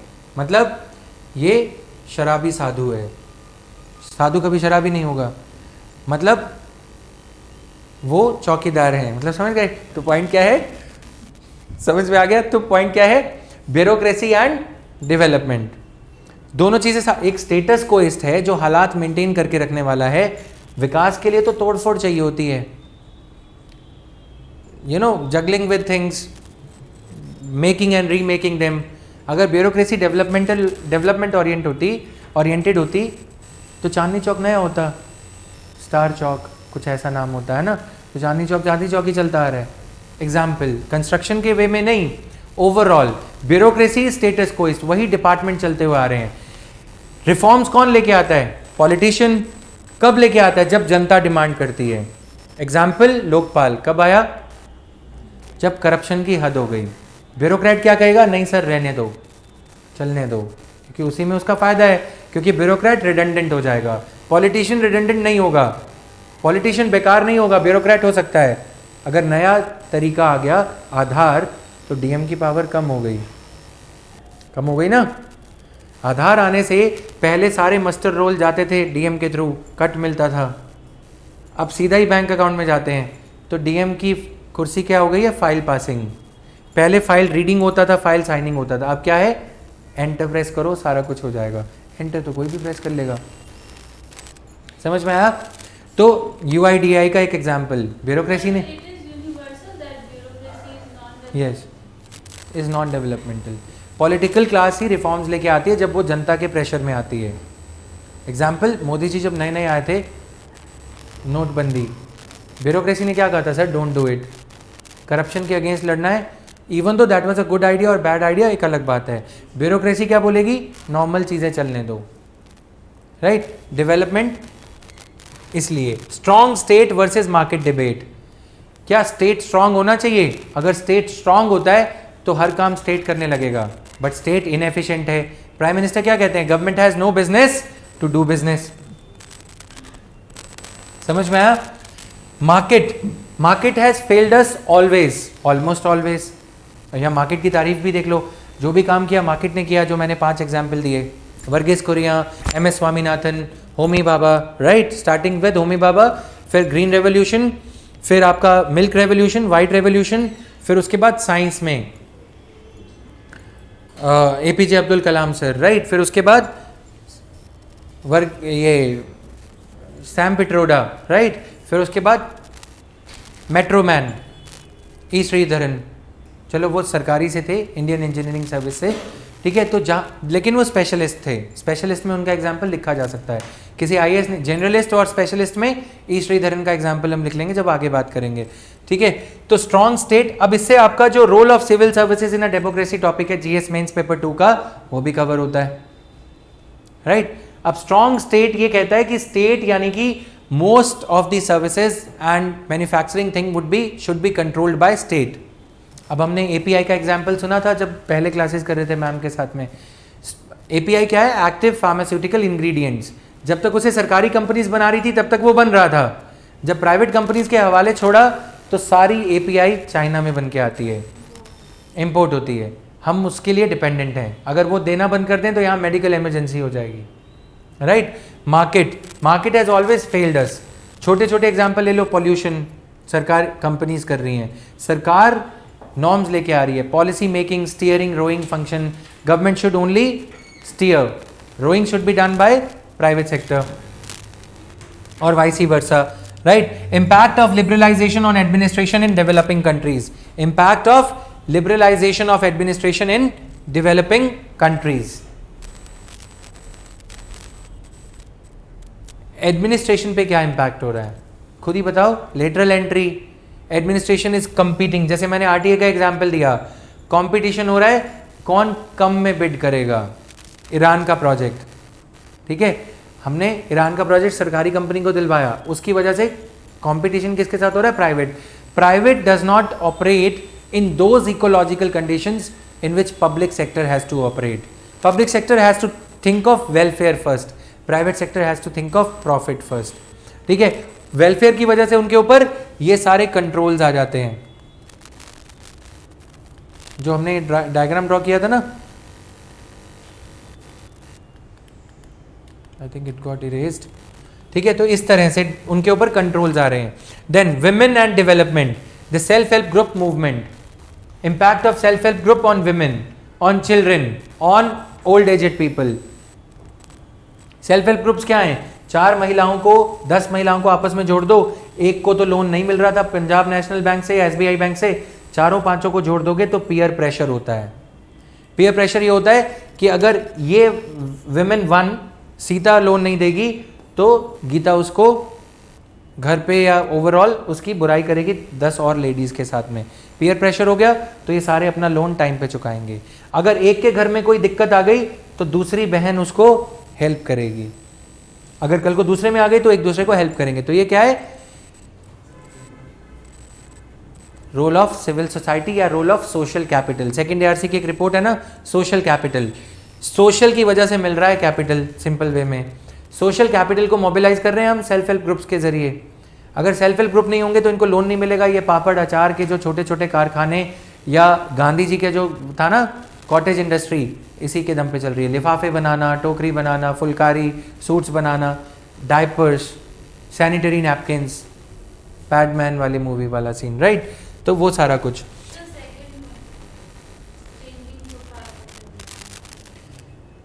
कहाँ पे, changing profile of development administration. Yes, अब इसमें एक टॉपिक आता है डेवलपमेंट एडमिनिस्ट्रेशन, ठीक है। इसका ऑपोजिट है एडमिनिस्ट्रेटिव डेवलपमेंट। डेवलपमेंट एडमिनिस्ट्रेशन एक होता है रेगुलेटरी एडमिनिस्ट्रेशन। अभी हमने कहा कि ब्यूरोक्रेसी इज स्टेटस को ओरिएंटेड, है ना, लेकिन उसका एक दूसरा अवतार लाया गया कि एक रेगुलेटरी एडमिनिस्ट्रेशन है जो लॉ एंड ऑर्डर को मेंटेन करेगा। दूसरा एडमिनिस्ट्रेशन है डेवलपमेंट एडमिनिस्ट्रेशन, जो विकास के लिए ट्रेन किया जाएगा। समझ में आ रहा है, मतलब डेवलपमेंट के लिए अलग से एक ब्यूरोक्रेटिक कार्डर, एक तो रेगुलेटर है डीएम, दूसरी जो ब्यूरोक्रेसी आ रही है वो क्या है, डेवलपमेंट ओरिएंटेड। वो construction projects, engineering, social welfare, उसमें ट्रेंड होगा डेवलपमेंट एडमिनिस्ट्रेशन, ठीक है। तो डेवलपमेंट एडमिनिस्ट्रेशन की प्रोफाइल चेंज होती चली जा रही है in the era of LPG, liberalisation, privatisation, globalisation in 21st century. डेवलपमेंट एडमिनिस्ट्रेशन पहले ये होता था पानी, बिजली, आज है internet, highways, optical fibre, fast internet, ठीक है, ई गवर्नेंस ओरिएंटेड। उनकी प्रोफाइल चेंज हो रही है। पहले होता था बैंक अकाउंट ओपन करवा दो, development administration, not quite far ago, 2014 Jan Dhan Yojana. अब क्या हो गया, भीम योजना, भीम आ गया ना, भीम ऐप आ गई, UPI, और वो चेंजिंग प्रोफाइल ऑफ डेवलपमेंट। पहले ब्रिक एंड मोर्टार सेंट्रिक था, अब IT सेंट्रिक होता चला जा रहा है। अब नए स्किल सेट्स चाहिए ब्यूरोक्रेट को, IAS ऑफिसर्स को, एडमिनिस्ट्रेटर्स को। है वो रेगुलेटरी से अलग, पहले ही अलग है डेवलपमेंट एडमिनिस्ट्रेटर, बट अब उसको उसकी प्रोफाइल और चेंज हो रही है, इसलिए डेवलपमेंट एडमिनिस्ट्रेशन की प्रोफाइल चेंज हो रही है। ठीक, done, all the points have been taken care of. अब इसका ऑपोजिट है एडमिनिस्ट्रेटिव डेवलपमेंट। एडमिनिस्ट्रेटिव डेवलपमेंट क्या है, थियरी डेवलपमेंट। डेवलपमेंट एडमिनिस्ट्रेशन के लिए एडमिनिस्ट्रेटिव थ्योरी को रीडेवलप होना होगा. रूल्स हैव टू बी री रिटन. कैसे? एडमिनिस्ट्रेटिव डेवलपमेंट मतलब थ्योरी जो लिखी गई थी 1887 से लेकर अब तक, उस थ्योरी को रीराइट करना है. कोलैबोरेटिव गवर्नेंस, री इन्वेंटिंग गवर्नेंस, वो सारी चीज़ें दोबारा से आएंगी. MOU साइन करना ब्यूरोक्रेट्स का प्राइवेट कंपनीज के साथ में. मेमोरेंडम ऑफ अंडरस्टैंडिंग, सरकारी कंपनी प्राइवेट के साथ में क्या कह रही है कि पहले मिड डे मील स्कीम में गरम दलिया और ये, अब क्या है, पैकेज्ड पार्ले-जी बिस्किट्स की बात हो रही है. समझ में आया? तो MOUs, कंसेशनियर एग्रीमेंट, इनके लिए डेवलपमेंट करना थ्योरी का जरूरी है, so as to accommodate new challenges. Second ARC ये कहता है कि bureaucrats, administrators, IAS officers should be made to have a stint of 15 days training with NGOs. उसके लिए क्या सिविल सर्विसेज रूल्स में स्कोप है? अभी तक तो नहीं था, अभी किया गया है कि NGOs में जा सकते हो. 5 साल के लिए कोई IAS ऑफिसर छुट्टी लेके रिजाइन करके वापस भी आ सकता है. थियरी इसके लिए डेवलप होगी, वो नया कुछ सीख के आएगा NGO में, प्राइवेट सेक्टर में काम करके, वो यहाँ पे उन प्रैक्टिसेस को अप्लाई करेगा. समझ में आया? पहले इसके लिए थियरी को रेडी करना पड़ेगा, क्योंकि जो थियरी अलाउ करेगी, टेक्स्ट में जो लिखा है वही तो प्रैक्टिस में होगा. डेवलपमेंट क्वेश्चन बनता है, development administration leads to administrative development and vice versa. Comment on that. समझ में आया? अगर थीम समझ में आ गया कि जो थियोरी में कहा गया था वही एडमिनिस्ट्रेशन में हो रहा है प्रैक्टिस में. Done. Personal importance of human resource development, तो इनको एक बार कल की क्लास में, नेक्स्ट क्लास में इसको फटाफट से डील कर लेंगे. ठीक है, यहाँ तक है, 3-4 चैप्टर्स रह गए. It's already 6:04. Alright, was the class too lengthy? Done guys, thank you. तो इसको एक बार समझ लो कि अब न्यूज़पेपर को 20 मिनट, 15-20 मिनट डेली पढ़ना आपकी ड्यूटी है. राइट? मेमोरेंडम ऑफ अंडरस्टैंडिंग का मीनिंग ये होता है सुख कि जब दो कंपनीज, दो different undertakings, memorandum of understanding का मतलब ये होता है जब दो डिफरेंट अंडरटेकिंग्स एक दूसरे के साथ में मेमोरेंडम ऑफ अंडरस्टैंडिंग, समझदारी, एक दूसरे को समझती हैं कि हम तुम्हें इतना काम देंगे, तुम हमें बदले में इतने पैसे दोगे. तो पहले सरकारी कंपनीज प्राइवेट कंपनीज के साथ में डील साइन नहीं कर सकती थी. अब सरकारी कंपनी और प्राइवेट कंपनी डील साइन कर सकती हैं. Right? That is the meaning of it. Thank you. So